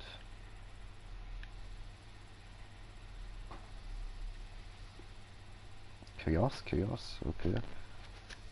Und Angriff war erfolgreich. Nice. Dann gibt es wahrscheinlich noch war nicht erfolgreich. Und dann gibt es noch etwas Drittes. Und da gibt es noch weitere Enden, die kommen wären, wenn ich den Angriff nicht erfolgreich geschafft hätte. Und wenn ich das Maschinengewehr nicht erreicht hätte.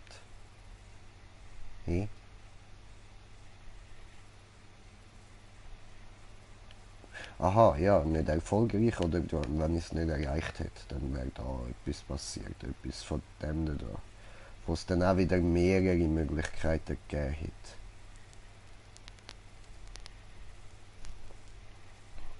Und dann eben das da, und da unten hat es noch einen easy anderen Weg.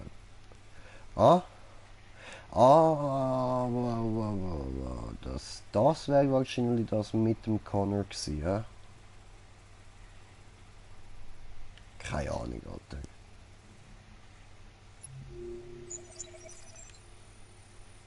Ja, da habe ich natürlich gar nicht geschafft, weil ich den einfach gerade platt gemacht habe.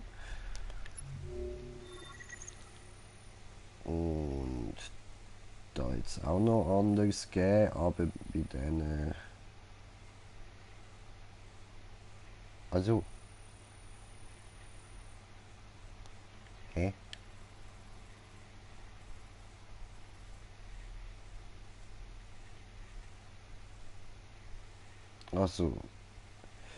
Also es hat 2 Wege gegeben, wo der Connors Dach nicht verlassen hat.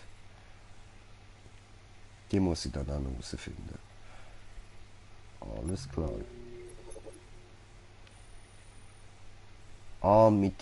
Nee, das wäre mit der Kara gewesen. Hä? Was hätte ich denn mit der Kara können?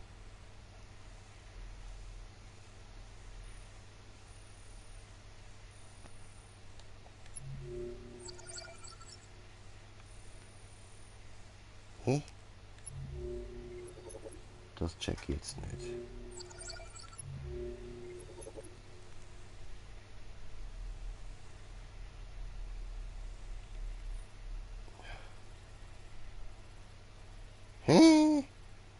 Ich check's nicht. Hallo. Ich muss Ihnen etwas sagen. Ja, was? Als ich Ihnen zugesehen habe, Ja. hat sich etwas in mir verändert. Was denn? Ich fühle mich Was? anders. Schon. Es fühlt sich an, als wäre ich jemand. Ah ja. Ich muss hier weggehen und herausfinden, wer ich bin. Das heißt, wir beide werden uns nicht mehr sehen. Ich werde Ihnen nicht mehr zusehen. Aha. Doch ich werde frei sein. Okay. Werden Sie mir erlauben zu gehen?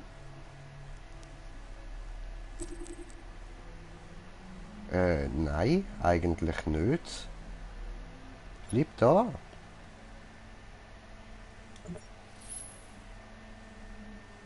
Ich verstehe. Ja, Alter, sonst ist doch da... Dann starte ich einen Reset, um zu vergessen, wer ich jetzt bin. Und bleibe eine Maschine. Okay. Unser nächstes Treffen wird wie unser erstes sein. Super. Voll easy. Machst Reset? Los. Go, go.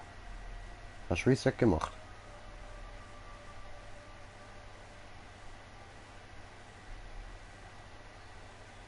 Okay. Super. Was haben wir denn da noch? Aha.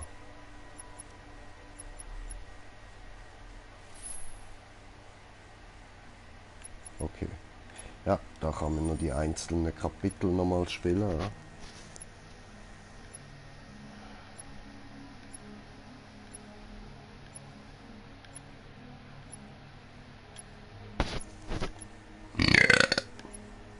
Ja, dann würde ich sagen, starten wir die Geschichte nochmal von neu, ja?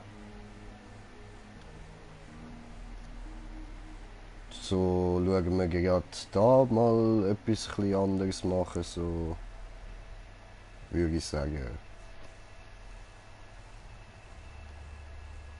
Ja, zwar, nein, komm, machen wir das gerade beim nächsten Mal. So, dann bedanke ich mich da ganz herzlich fürs Zuschauen und wünsche euch noch einen schönen Abend. Ciao zusammen.